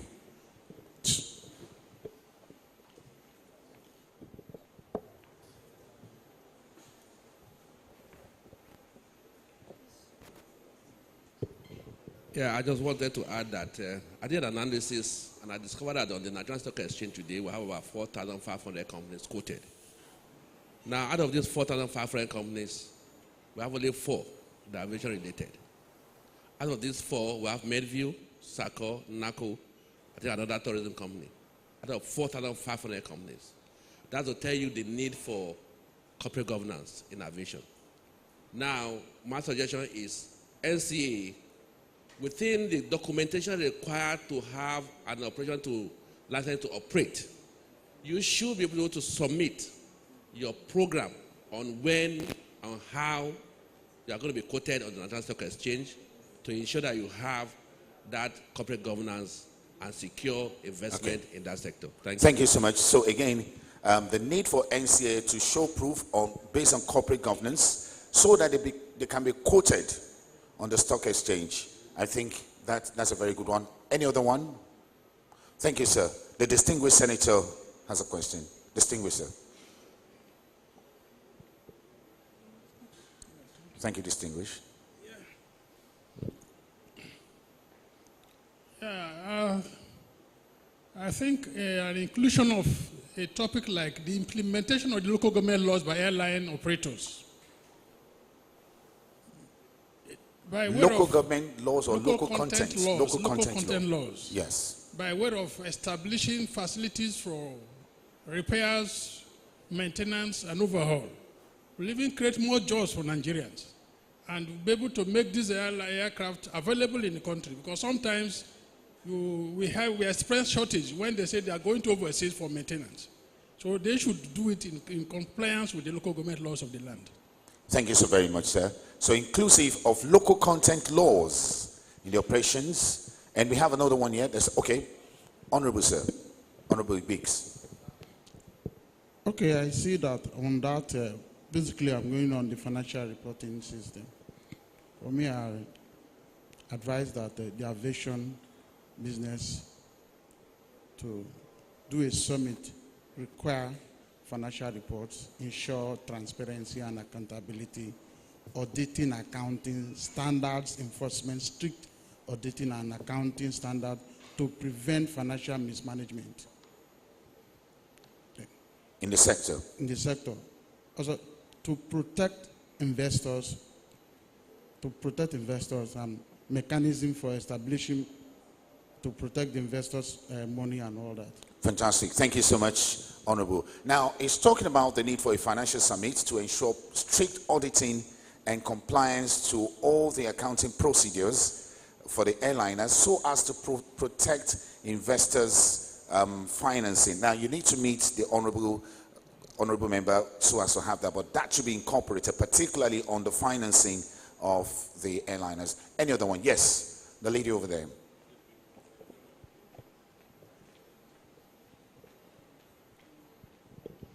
Thank you. I would just like to add that if it's within the NCA's power to try to get the appropriate body to be able to streamline what the different departments in the airports, what their roles are in terms of like the NACO, the FAN, and immigration. So while we understand that sometimes you have to go through one process before you get to the other.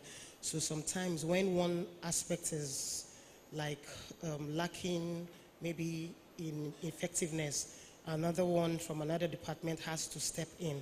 So I think there should be like sensitization, like awareness in what is due to who or what department. And then from a travel agent's point of view, please, I think the NCAA, if it's possible, should be able to get policies that would place who is a travel agent, because you find out that stuff like the bank sell tickets, you can pay for travel issues, travel matters from the banks, and it kind of brings down business for us as well.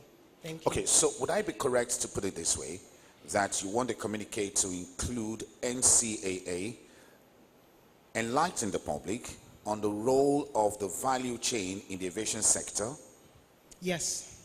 Okay, yes. And secondly, NCAA should also clarify to the Nigerian public what constitutes or what makes up a travel agency in Nigeria. Yes. All right, thank you so Thank much. you. So we could have that. Any other one?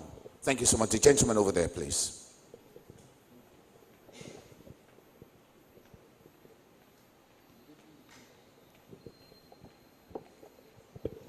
Yeah, I think the communique should also include a rating model for the aviation industry, especially for the airlines. The traveling public will be guided properly. The NCAA, once that is done, even investors that want to come on board, having the knowledge of the ratings of the airlines, whether domestic or international, it will guide them on what to do. Okay, if I get you correctly, what I hear you say is NCAA should embark on publishing ratings of airlines so as to guide the traveling public. Very well. Thank you so very much, sir. Yes, Honorable Sir.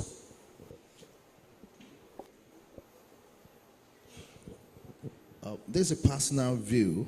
You come back to number 2, Number 2. Yes, please. Please, could you scroll to number 2? Nigeria, NCA should be empowered by law to enforce strict regulations such as power to change chairman of boards of airlines and towards I don't believe this should happen. It's a private business. You understand? This is not bank. You understand? So once the regulations is right, you understand, there's no need for us to say it's becoming more draconian and becoming more too. Okay. You understand? So if I'm DGNCA or minister, if I don't like the board. So would you want us to rephrase this? And if you want us to rephrase it, how would you want it rephrased? Yes, we could get involved in maybe the stakeholders, what do you call these things, the stakeholders board meetings where they actually review their every year stuff and determine whether they are doing very well. But it's not for NCA to say, look, we don't want your board, change your board chairman. No, I don't think that should be right. Noted. So number 2 is a bit draconian. Could you rephrase it so as to read that NCA should monitor, not enforce, because the use of the word empowered by the law to enforce stricter regulation, should monitor rather the process. Thank you. Do we have any other one? Yes, sir. Okay. Dr. Alaji, please. Over here, sir, to Dr. Paul. Yeah.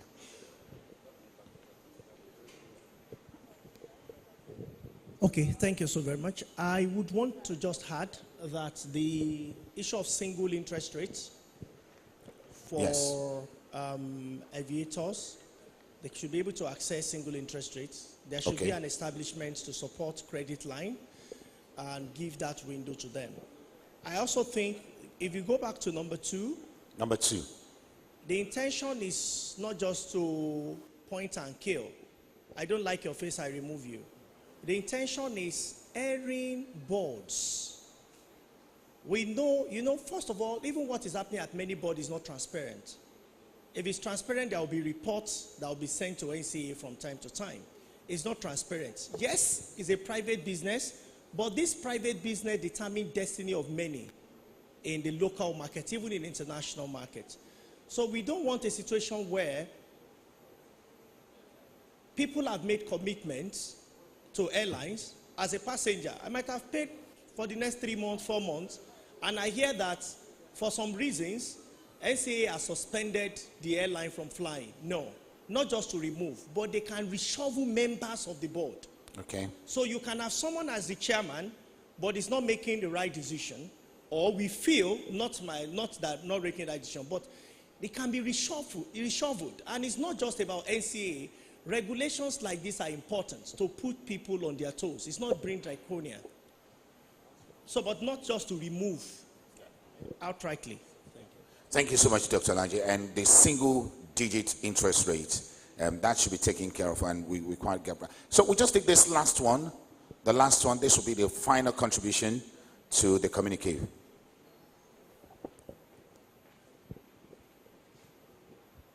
Okay, thank you.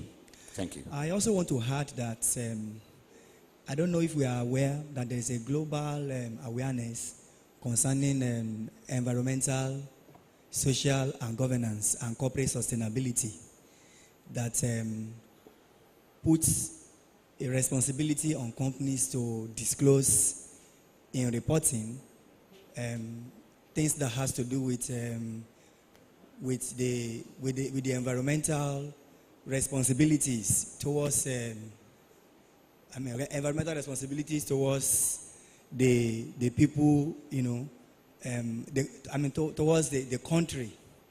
The people and the country, the businesses, the stakeholders.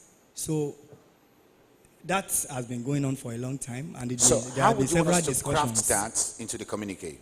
No, just to include that, because now we have environmental, social, and governance and corporate responsibility reporting. Okay. So we can say that NCAA should draft, or should bring into the, as part of their regulations for corporate bodies, airlines, to have environmental, social, and governance reports, to align with the global standards, Thank you so much. That's happening at the moment. A very good suggestion. We'll take a look at that. Thank you so very much. Your esteemed personalities, distinguished ladies and gentlemen, at this juncture, we'll take the vote of thanks. And immediately after the vote of thanks, we'll close up the ceremony with the national anthem of the Federal Republic of Nigeria, and thereafter, lunch is served. But we'll allow those at the front row to proceed first for lunch. Permit me to call on Mr. Ejibuno Hassantai, the Director, Air Transport Management, Federal Ministry of Aviation and Aerospace Development, for the vote of thanks. Mr. Ejibuno Hassantai. Thank you.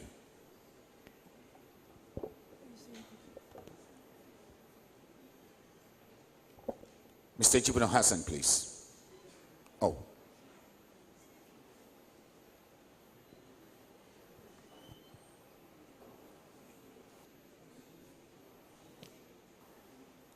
Thank you so much, sir.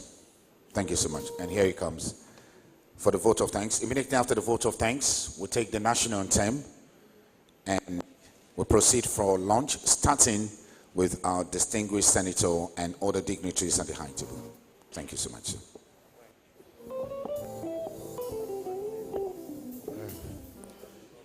Distinguished Senator, Chairman, Senate Committee on Aviation, ably represented. The Chairman, House of Reps, Committee on Aviation, ably represented. Our dear presenters,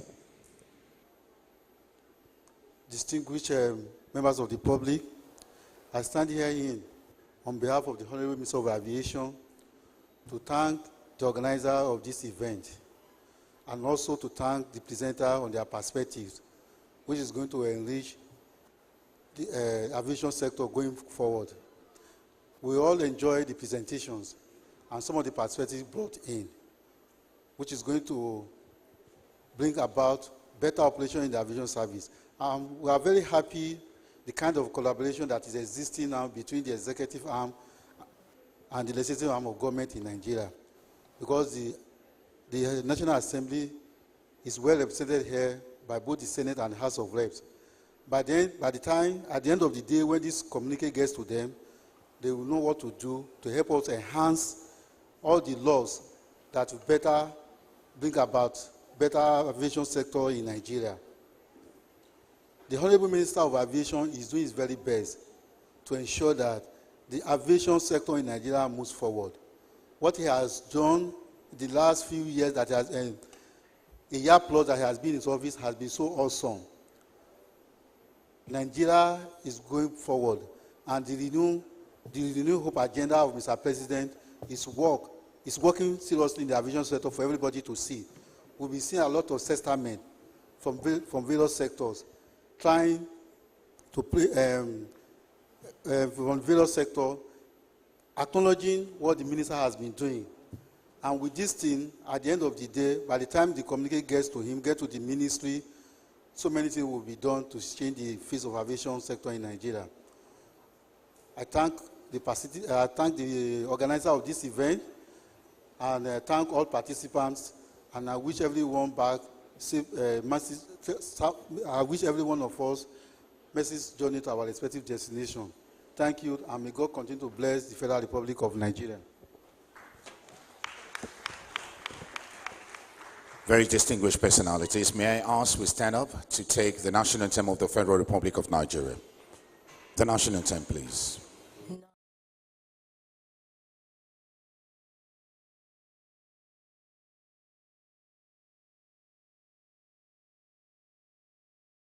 Though tribes and tongue may differ, in brotherhood we stand.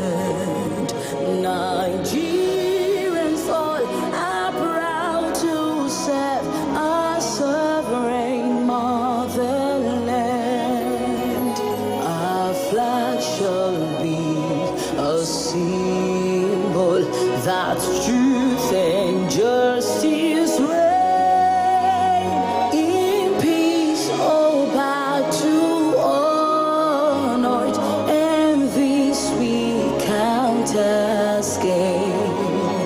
to hang on to our